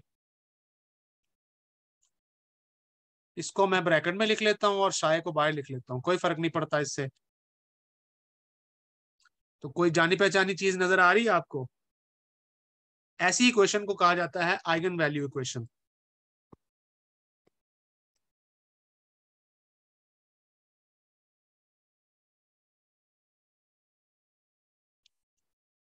अगर मैं इस P को के ऊपर एक हैट डाल दूं तो फिर दोबारा इस इक्वेशन को लिखा जा सकता है हैट डालने से मैंने बेसिकली क्या किया है, मैंने पी को ऑपरेटर बना दिया है।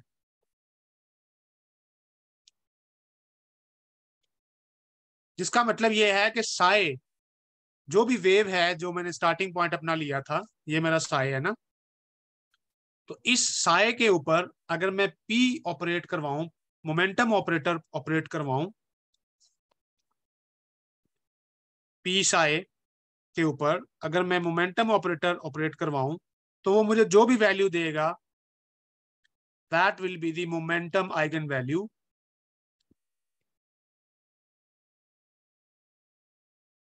No sorry, momentum eigen value इस शक्ल में आ रही है, del by del X Sai.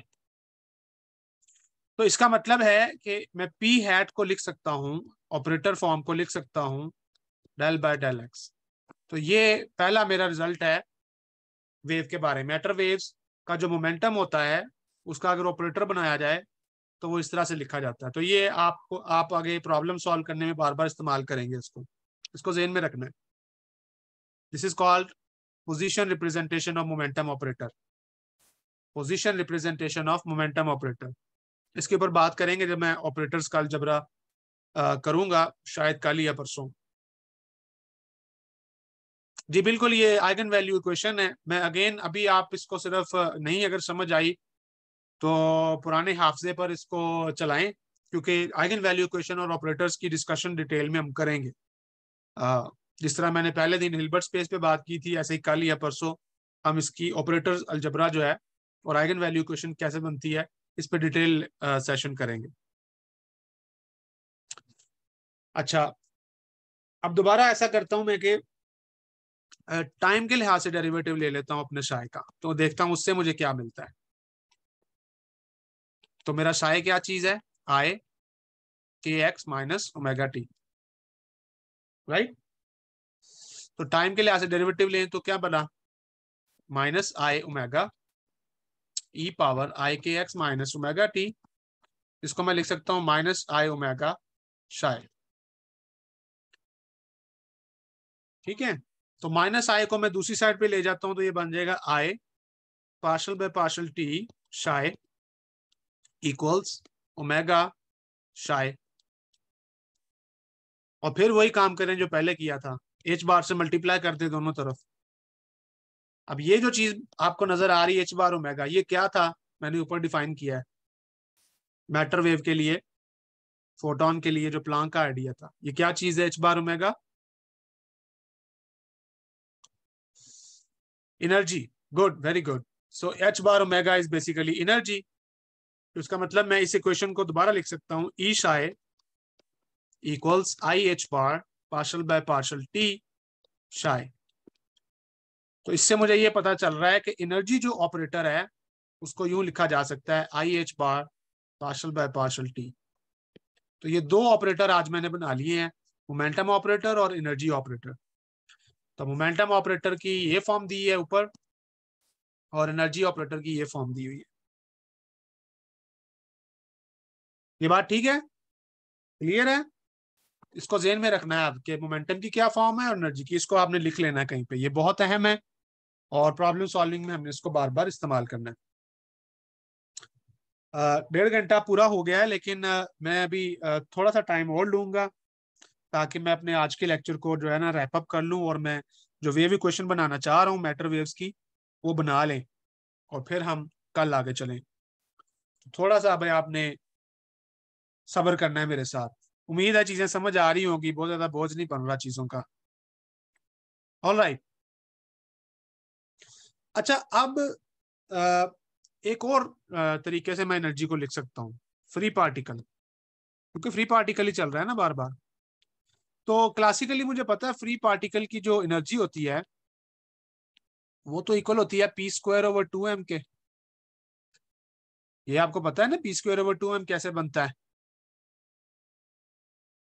मतलब ये कि आप इसको लिखोगे, काइनेटिक एनर्जी है ना फ्री पार्टिकल की, तो अगर इसको मैं यूं लिखूं M square V square over 2m, m से मल्टीप्लाई और डिवाइड किया है, so this will become P square over 2m। तो इसका मतलब अगर मैं एनर्जी का ऑपरेटर बना रहा हूं तो वो तो बेसिकली 1/2m मोमेंटम के ऑपरेटर का स्क्वायर बनेगा अकॉर्डिंग टू दिस फॉर्मूला।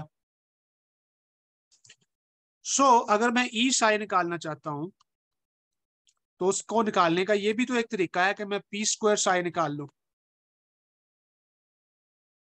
अब पी स्क्वायर साई को मैं कैसे निकाल सकता हूं, मुझे पी साई का पता है, तो मैं इसको 2 दफा मल्टीप्लाई करना चाहता हूं। तो पहली दफा करके देखते हैं मल्टीप्लाई। तो मैं इसको लिख सकता हूँ पी पी साई, कोई फर्क नहीं पड़ा क्योंकि पी स्क्वायर को पी टाइम्स पी लिख सकते हैं। अब पी शाय मुझे पता है किसके बराबर है, ये देखिए ऊपर मैंने बनाया था पी शाय, ये वाली इक्वेशन। पी शाय मुझे पता है कि इसके बराबर है, जो ऑपरेटर फॉर्म है मोमेंटम की। तो मैं वो लिख लेता हूँ यहाँ पे 1/2m, पहला पी वैसे लिखता हूँ और ब्रैकेट वाले पी को ऑपरेटर फॉर्म में लिख लेता हूँ। ठीक है, अच्छा 1/2m पी, और ये जो h बार ओवर आई है ये तो कांस्टेंट है, तो इसको भी पहले ऐसा करते हैं कि बाहर लिख लेते हैं h bar over I and then p and then del psi over del X. ठीक है, अब एक मोमेंटम ऑपरेटर रह गया तो उसको भी अप्लाई कर लें। तो जब उसको भी अप्लाई करेंगे तो क्या आएगा, h over I, again h over I, del by del X, del by del X of psi. और इस चीज को अगर आप गौर करें तो h बार मिलके क्या बन गया, h square divided by 2m। आई और आई मिलके क्या बनता है, आई स्क्वायर क्या होता है -1, और डेल बाय डेल एक्स 2 दफा लगाया तो ये बन गया del square by del X square of psi. तो इसका मतलब एनर्जी ऑपरेटर जो है उसकी ये भी तो एक फॉर्म बन गई, E psi is equal to -h bar square over 2m del square psi over del X square. ये भी एनर्जी ऑपरेटर की एक फॉर्म है। लेकिन ऊपर हमने देखा कि एनर्जी ऑपरेटर की एक ये भी फॉर्म है, तो ये सेम ऑपरेटर दो तरह से लिखा हुआ है तो ये सेम होना चाहिए ना। तो इसका मतलब ये है, सो बट ई शाई is also equal to IH bar partial by partial T psi. Comparing both,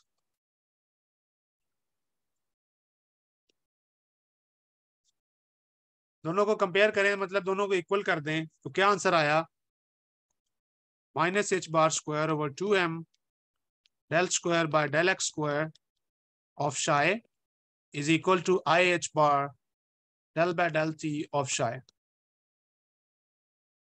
हाँ जी, कोई जानी पहचानी शक्ल नजर आई? ये क्या चीज है जो हमने निकाली है, इसको क्या कहते हैं?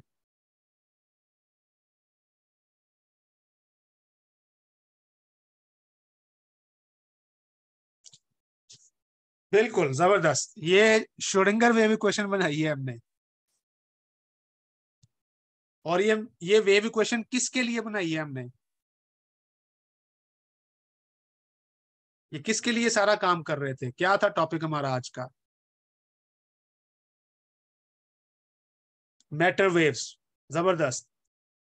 तो अब आपको पता चला कि डी ब्रॉगली के आईडिया से श्रोडिंगर की वेव इक्वेशन कैसे निकल के आती है, और कैसे जो मैटर वेव्स हैं वो आम वेव्स नहीं है, वो डिफरेंट वेव्स हैं, इसलिए आपको एक डिफरेंट, उसके लिए पूरा मैथ चाहिए, डिफरेंट पूरी की पूरी फिजिक्स चाहिए, इसलिए आपको नई फिजिक्स क्वांटम मैकेनिक्स चाहिए, क्योंकि अब आप एक लीनियर ऑब्जेक्ट के साथ, एक लीनियर इक्वेशन के साथ डील कर रहे हैं। This is a linear equation. अब इसके ऊपर कुछ कमेंट्स कर लेते हैं। तो पहली बात, पहला कमेंट मेरा क्या है, दिस इज, अब ये टाइम इंडिपेंडेंट है, ये टाइम डिपेंडेंट है, तो चूंकि मेरा स्टार्ट जो है वो एक्स टी से हुआ था ना, तो लिहाजा ये टाइम डिपेंडेंट है। Time dependent Schrodinger equation in one dimension, क्योंकि मैं सिर्फ एक्स के लिहाज से डेरिवेटिव ले रहा हूं, वाई और जी का नहीं ले रहा, इन वन डायमेंशन। और किसके लिए हमने लिखी है, फ्री पार्टिकल के लिए। है क्या ये, वेव इक्वेशन। तो अब आपको फिर वो वेव पार्टिकल डुअलिटी नजर आ रही होगी। कि लिख पार्टिकल के लिए रहे हैं लेकिन है wave equation. How this is linear? Linear का मतलब ये है कि जो एक्स का डेरिवेटिव और टाइम का डेरिवेटिव होता है ये लीनियर होता है ना। लीनियर का क्या मतलब है? So this is a linear equation, linear partial differential equation. Linear का मतलब ये होता है कि अगर मेरे पास दो सॉल्यूशन है इस इक्वेशन के, अल्फा शाई 1 प्लस बीटा शाई 2, और उनके ऊपर मैं अगर टाइम का डेरिवेटिव लेता हूं तो वो अलग अलग लिया जा सकता है। शाई 1 पे अलग लिया जा सकता है और शाई 2 पे अलग लिया जा सकता है। Similarly for x also. तो चूंकि डेरिवेटिव जो होते हैं ये लीनियर ऑपरेटर होते हैं, तो इस वजह से इनसे मिलके ये इक्वेशन बनी है, तो ये भी एक लीनियर इक्वेशन है। आई होप कि ये क्लियर हो गया। तो ये टाइम डिपेंडेंट है, वन डायमेंशनल है, फ्री पार्टिकल के लिए है, लीनियर डिफरेंशियल इक्वेशन है, और इसका जो सॉल्यूशन होगा वो आपको मैटर वेव्स देगा। इट्स सॉल्यूशन, इसका सॉल्यूशन बेसिकली आपके पास शाई एक्स टी होगा, और उसका एक नाम हमने रखा हुआ है क्योंकि ये मैटर वेव्स के लिए का फंक्शन है, तो इसलिए इसको वेव फंक्शन का नाम दे दिया गया है। ठीक है, इट्स कॉल्ड वेव फंक्शन। तो वेव फंक्शन बेसिकली क्या होता है? वेव फंक्शन श्रोडिंगर इक्वेशन का सॉल्यूशन होता है। तो पूरी क्वांटम मैकेनिक्स में अब हमारा काम असल में ये हुआ करेगा कि हमने शाई निकालने, श्रोडिंगर वेव इक्वेशन सॉल्व करनी है और शाई निकालने। तो जितने भी प्रॉब्लम्स वगैरह हम करेंगे आगे, आप देखेंगे कि उनमें शाई निकाला करेंगे। इसी को मैं थोड़ा सा अब एक्सटेंड करूंगा और फिर हम ये बात जो है वो खत्म कर देंगे। अच्छा, एक बात और नोट करें कि ये जो शाई है इज नॉट रियल। याद है ना, क्योंकि हमारा जो शाई जिससे हमने स्टार्ट किया था फ्री पार्टिकल के लिए, वो क्या था? वो था आई के एक्स माइनस ओमेगा टी। तो उसमें ये आई जो है ये इमेजिनरी पार्ट को शो कर रहा है। उसका मतलब है कि जो वेव फंक्शन होता है वो कॉम्प्लेक्स होता है, रियल नहीं होता। तो ये भी आपका मसला हल हो गया कि वेव फंक्शन हम कॉम्प्लेक्स क्यों लेते हैं। तो मैटर वेव्स को जो चीज बता सकती है वो वेव फंक्शन है, और वेव फंक्शन हमने कॉम्प्लेक्स लिया था क्योंकि वो एक वेव को रिप्रेजेंट करता है। ऑर्डिनरी वेव इक्वेशन के सॉल्यूशन को वेव फंक्शन क्यों नहीं कहते? ऑर्डिनरी वेव इक्वेशन के सॉल्यूशन को वेव फंक्शन इसलिए नहीं कहते क्योंकि वो किसी पार्टिकल की वेव नहीं है, वो मैटर वेव नहीं है।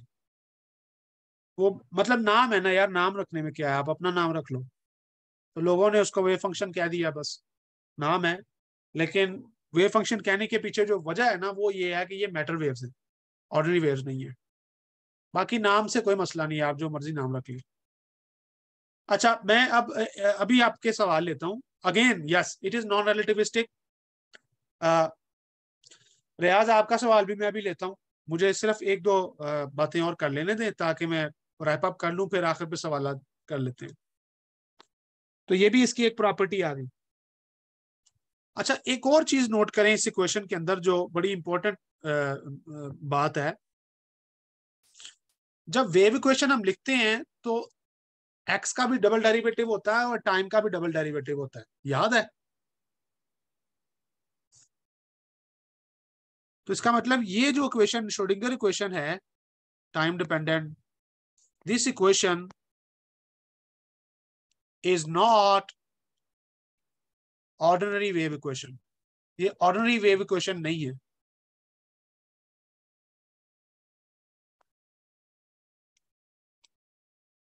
क्योंकि इसमें टाइम का फर्स्ट डेरिवेटिव है।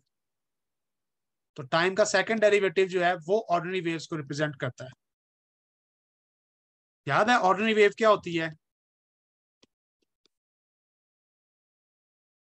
ऑर्डिनरी वेव इक्वेशन क्या होती है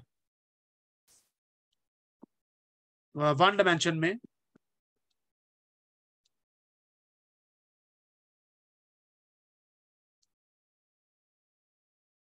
ये होती है। लेकिन श्रोडिंगर वेव इक्वेशन में आप देखेंगे टाइम का फर्स्ट डेरिवेटिव आ रहा है राइट हैंड साइड पे, सेकंड डेरिवेटिव नहीं आ रहा। तो इसलिए ये वो वेव इक्वेशन नहीं है जिसको आप साउंड वेव या इलेक्ट्रोमैग्नेटिक वेव कहते हैं। दोबारा वही बात देखें, एक ही बात बार बार मुख्तलिफ तरह से आपके सामने आ रही है। तो श्रोडिंगर की जो इक्वेशन है वो इटसेल्फ बता रही है कि ये ऑर्डिनरी वेव इक्वेशन नहीं है। एक और फर्क इन दोनों के अंदर है कि ऑर्डिनरी वेव इक्वेशन के जो सॉल्यूशन होते हैं वो रियल होते हैं, लेकिन जो श्रोडिंगर वेव इक्वेशन का सॉल्यूशन है शायद वो रियल नहीं है, कॉम्प्लेक्स है। तो इससे भी पता चल रहा है कि ये ऑर्डिनरी वेव इक्वेशन नहीं है, इसके सॉल्यूशन रियल नहीं है, कॉम्प्लेक्स है। तो देखिए कितना कुछ मैंने आपको एक इक्वेशन को देख के बता दिया है, और भी बहुत कुछ बताया जा सकता है। ठीक है, तो आपके अंदर भी इस तरह से एक इंट्यूशन पैदा होनी चाहिए कि जब आप किसी इक्वेशन को देखें तो उसके अंदर जितनी प्रॉपर्टीज छुपी हुई हैं आप उनको देख के निकाल सके। मैं सिर्फ इसको देख रहा हूं और देखने से मुझे चीजें सामने नजर आ रही हैं। मुझे नजर आ रहा है कि लेफ्ट हैंड साइड पे 2 डेरिवेटिव है, राइट हैंड साइड पे 1 डेरिवेटिव है। क्या वजह है भाई? और क्या है, इसको वेव इक्वेशन रहे हैं क्योंकि वेव से स्टार्ट किया है। तो ये सारी चीजें, और लिनियरिटी भी मैंने आपको चेक करके बता दी, और भी चीजें आप देख सकते हैं इसमें, कॉम्प्लेक्स सोल्यूशन आएगा, ठीक है, वगैरह वगैरह। तो ये है सारी प्रॉपर्टीज। आखिर पे मैं इसको एक्सटेंड करना चाहता हूं। ये मैंने जो इक्वेशन लिखी है ये किसके लिए थी? फ्री पार्टिकल के लिए, ठीक है ना। ये जो इक्वेशन लिखी हुई है this is for free particle. लेकिन फर्ज करें कि आपका पार्टिकल फ्री नहीं है, मिसाल के तौर पर हाइड्रोजन एटम है। तो हाइड्रोजन एटम के अंदर जो इलेक्ट्रॉन होता है फर्स्ट ऑर्बिट के अंदर, फॉर एग्जांपल जो इनर मोस्ट ऑर्बिट्स होते हैं उसके अंदर इलेक्ट्रॉन तो फ्री नहीं होता। हाँ, कंडक्शन बैंड में हो सकता है फ्री हो, लेकिन वैलेंस बैंड में तो वो फ्री नहीं होता। तो उसके लिए तो ये इक्वेशन काम नहीं करेगी, क्योंकि वहां पे न्यूक्लियस मौजूद है और न्यूक्लियस उस इलेक्ट्रॉन के ऊपर फोर्स लगा रहा है। तो हमें क्लासिकल मैकेनिक्स से पता है कि जब भी किसी चीज पे फोर्स लगती है तो बेसिकली आप उसको पोटेंशियल की फॉर्म में लिख सकते हैं, यानी उसके पीछे एक पोटेंशियल कारफर्मा होता है। तो हम ऐसा करते हैं कि अब एक इसी इक्वेशन को जो फ्री पार्टिकल के लिए लिखी है इसमें पोटेंशियल डाल के इसको थोड़ा सा एक्सटेंड करते हैं। तो in the presence of a potential,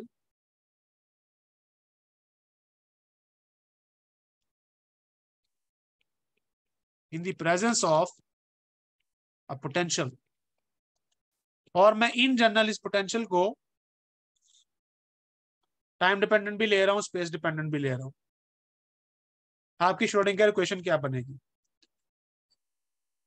आप देखिए श्रोडिंगर इक्वेशन क्या थी, यहां से निकली थी, E psi equals I H bar partial by partial T psi. Free particle के लिए मैंने ई को क्या लिखा था? P square over 2m, right, जो कि कहां से आया था? काइनेटिक एनर्जी से। तो फ्री पार्टिकल जो होता है वो फ्री पार्टिकल जो है उसके अंदर कोई पोटेंशियल नहीं होता, वो किसी पोटेंशियल में बाउंड नहीं होता, तो सिर्फ काइनेटिक एनर्जी थी। अब हम कह रहे हैं कि एक पोटेंशियल भी है, तो मैं बस ये करूंगा कि इसके अंदर ही एक पोटेंशियल की टर्म ऐड कर दूंगा और उस पोटेंशियल के ऊपर भी मैं हैड डाल दूंगा। इसका मतलब है कि उसको भी मैं ऑपरेटर के तौर पे ले रहा हूं। और उसी इक्वेशन को जो मैंने ऊपर लिखी हुई थी वही वही काम आप दोबारा करें, यानी पी स्क्वायर की वैल्यू पुट करें तो आपको ये वाली चीज मिल जाएगी, पी स्क्वायर का जो शाय के ऊपर ऑपरेट करवाएं। This gives us the most general time dependent Schrodinger equation in 1D। तो क्या वो बनेगी? वो बनेगी जी minus H bar square over 2m del square psi over del X square plus v of xt multiply by psi is equal to I H bar partial by partial t of psi, and then this is called the most general time dependent Schrodinger equation in 1 dimension। अगर आप 3 dimension में चले जाएं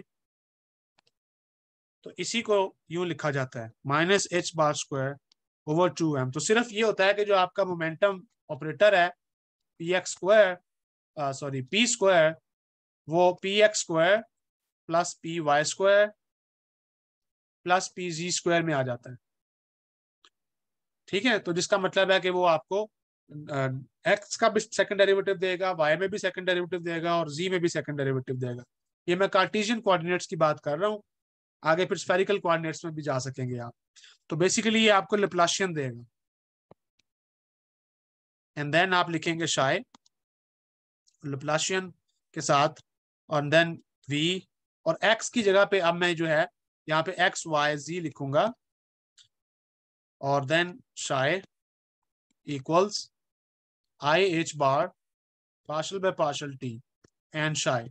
याद रहे यहाँ पे शाय जो है अब वो एक्स वाई जी और टी इन सब का फंक्शन बन चुका है। So this is the 3 dimensional version of Schrodinger wave equation.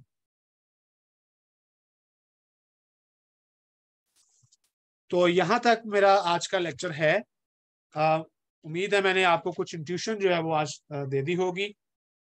जो रिजल्ट्स हमने निकाले हैं आज के, आई होप कि उनसे आपको कुछ समझ आई होगी कि कैसे ये डी ब्रॉगली ने जो आइडिया एक्सपेरिमेंट से उठाया था मैटर वेव्स का, वो किस तरह क्लासिकल मैकेनिक्स से कॉन्ट्राडिक्ट करता था, और उस कॉन्ट्राडिक्शन को खत्म करने के लिए फिर हमें ग्रुप वेलोसिटी और वेव पैकेट और लीनियर सुपरपोजिशन इंट्रोड्यूस करवानी पड़ी, और फिर किस तरह से हम ऑपरेटर्स डिफाइन करते हैं, और फ्री पार्टिकल की जो मैटर वेव है उसकी जो इक्वेशन बनती है वो श्रोडिंगर इक्वेशन बनती है, टाइम डिपेंडेंट है, एंड देन फिर हम उसको जनरलाइज कर लेते हैं in any potential. Any potential से ये होगा कि जब पोटेंशियल जीरो होगा, बल्कि यहाँ पे मुझे पोटेंशियल के साथ भी टाइम लिखना चाहिए, मतलब अभी मैं पोटेंशियल को भी टाइम डिपेंडेंट ले रहा हूँ। तो पोटेंशियल डालेंगे और वो kinetic energy plus potential energy मिलके आपका जो एनर्जी ऑपरेटर है वो नया ऑपरेटर बन जाएगा p²/2m + v। So this is the most general 3 dimensional time dependent Schrodinger wave equation. अब इसी के बहुत सारे केसेस होंगे जो आहिस्ता आहिस्ता हम करेंगे। केसेस क्या होंगे? बेसिकली ये जो v है ये आपने बताना है। फ्री पार्टिकल का तो सोल्यूशन हमने निकाला हुआ है ना, वहीं से तो हमने स्टार्ट लिया था। तो अब सारी की सारी क्वांटम मैकेनिक्स दरअसल क्या है कि आप मुझे पोटेंशियल की वैल्यू बताएं, मैं आपको ये इक्वेशन जो है सॉल्व करके शाय निकाल दूंगा। जब शाय निकल आएगा तो उससे फिर हम फिजिक्स निकालेंगे, जो मेरा कल का टॉपिक है कि शाय जब आपको मिल जाता है, ठीक है, तो शाय जब मिल जाता है तो उसकी फिजिक्स फिर कैसे निकालते हैं। तो अगर आप मुझे पोटेंशियल देंगे तो शाय निकल आएगा, लेकिन क्वेश्चन ये है कि what is the physics of psi, what is the physics of psi, ये अब हमारा अगला क्वेश्चन है। शायद तो मैं निकाल लूंगा श्रोडिंगर वेव इक्वेशन को सॉल्व करके, क्योंकि वो एक डिफरेंशियल इक्वेशन बन गई ना, पार्शियल डिफरेंशियल इक्वेशन बन गई। तो पार्शियल डिफरेंशियल इक्वेशन को सॉल्व करना आपको आता है, वो आपने डिफरेंशियल इक्वेशन के कोर्सेज जो होते हैं मैथमेटिकल फिजिक्स के उसमें सीखा हुआ है। तो आप उसको डालेंगे यहाँ पे और डिफरेंशियल इक्वेशन सॉल्व करेंगे, उससे शाय निकल आएगा। शाय बेसिकली सोल्यूशन है ना इस डिफरेंशियल इक्वेशन का। सोल्यूशन आ गया, शाय की वैल्यू आ गई। अब उसकी फिजिक्स क्या है भाई, उस शाय का हमने क्या करना है, उससे फिजिक्स क्या निकालती हैं। तो इसके लिए फिर हम कल जो है शाय के ऊपर, यानी आज जो मेरा टॉपिक था वो था मैटर वेव से शाय तक जाना। कल का जो मेरा लेक्चर होगा वो शाय से आगे शाय की फिजिक्स तक जाना है। तो जब शाय की फिजिक्स आप समझ जाएंगे तो समझ लें आपने पूरी क्वांटम समझ ली है। बाकी फिर आगे मसले जो हैं वो नए नए आते रहते हैं, वो फिर हम अगले 1-2 लेक्चर्स में कवर कर लेंगे। ऑलराइट, अब आप लोगों के कोई सवालात हैं वो कर लें। मेरे पास 10 मिनट हैं, जब तक के नए स्पीकर जो अगले स्पीकर हैं उनको ऑर्गेनाइजर दावत नहीं देते।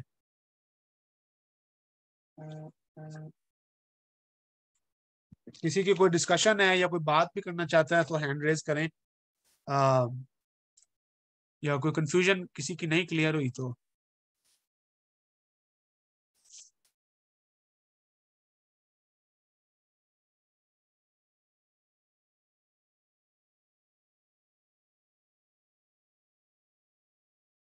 जी ये किसी ने सवाल किया था कि can we I think write an equation for non free particle. तो ये नॉन फ्री पार्टिकल वही होता है जिसमें पोटेंशियल जो है वो जीरो ना हो। तो ये जो मैंने आखिर पे इक्वेशन लिखी है, this is the most general form जो किसी भी तरह की सिचुएशन पे लग सकती है, फ्री पे भी और नॉन फ्री पे भी। Potential can be the function of time, बिल्कुल ये मैंने इसीलिए आखिर पे पोटेंशियल को भी टाइम का फंक्शन बना दिया था। लेकिन जब पोटेंशियल टाइम का फंक्शन बन जाता है तो हम कहते हैं कि हैमिल्टोनियन टाइम डिपेंडेंट हो गया। तो हैमिल्टोनियन अगर टाइम डिपेंडेंट हो जाए तो उसको सॉल्व करना जरा मुश्किल काम होता है। तो एडवांस क्वांटम में हम जब अप्रोक्सीमेशन मेथड्स को स्टडी करते हैं तो वहां पे ऐसा पोटेंशियल लेते हैं जो टाइम डिपेंडेंट हो। अभी आप देखेंगे कि जितनी भी एग्जांपल्स मैं आपको करवाऊंगा उसमें पोटेंशियल को हम टाइम इंडिपेंडेंट लेंगे, यानी हैमिल्टोनियन आपका स्टेशनरी होगा, एक्सप्लिसिटली टाइम पे डिपेंड नहीं करेगा। तो हैमिल्टोनियन अगर टाइम पे डिपेंड ना करे तो उसका मतलब होता है कि वो कंजर्वेटिव सिस्टम है। तो इसका मतलब होता है कि उस सिस्टम की टोटल एनर्जी कंजर्व है। अगर सिस्टम की टोटल एनर्जी कंजर्व हो तो फिर आप फिजिक्स करना बहुत आसान होता है। लेकिन अगर टोटल एनर्जी कंजर्व ना रहे, जो कि पोटेंशियल के टाइम पे डिपेंड करने की वजह से होता है, तो फिर जरा सॉल्व करना मुश्किल है। उसमें वेव फंक्शन का जो फेज होता है वो चेंज हो जाता है, ज्योमेट्रिक फेज आ जाता है, बैरी फेज कहते हैं जिसको। तो वो कुछ टेक्निक्स होती हैं लेकिन वो एडवांस क्वांटम में पढ़ाई जाती है, वो ये आप वाली क्वांटम में नहीं होगी। सो इन जनरल पोटेंशियल टाइम पर डिपेंड कर सकता है, लेकिन हम अपनी जान जो है ना वो उतने जोखिम में नहीं डालेंगे हम पोटेंशियल को टाइम से आजाद कर लेंगे, क्योंकि हमारे बहुत सारे प्रॉब्लम्स जो हैं वो इससे सॉल्व हो जाते हैं।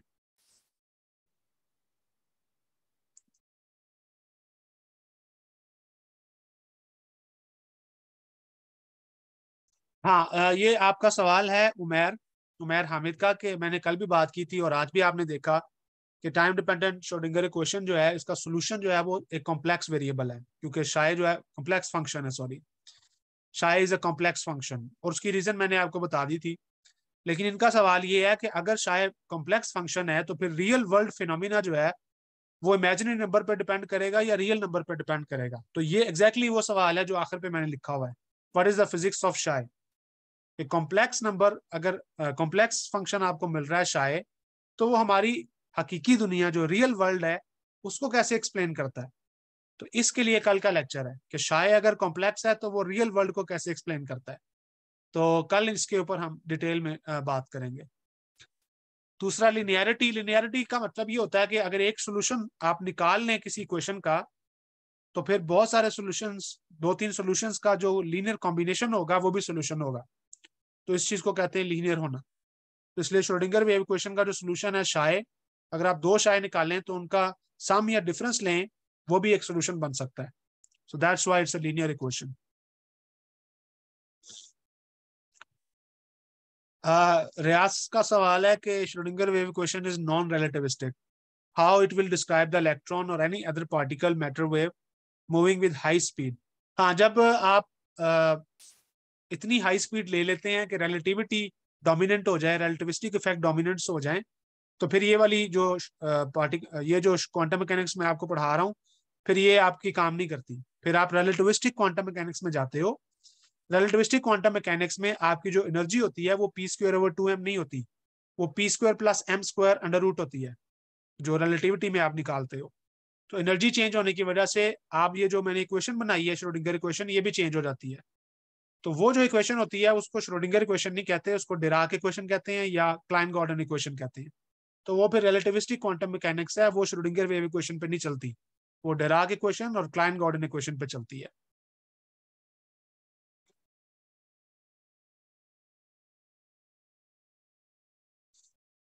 ऑलराइट, मेरा ख्याल है फिजिक्स के जितने सवाल थे चैट बॉक्स में वो मैंने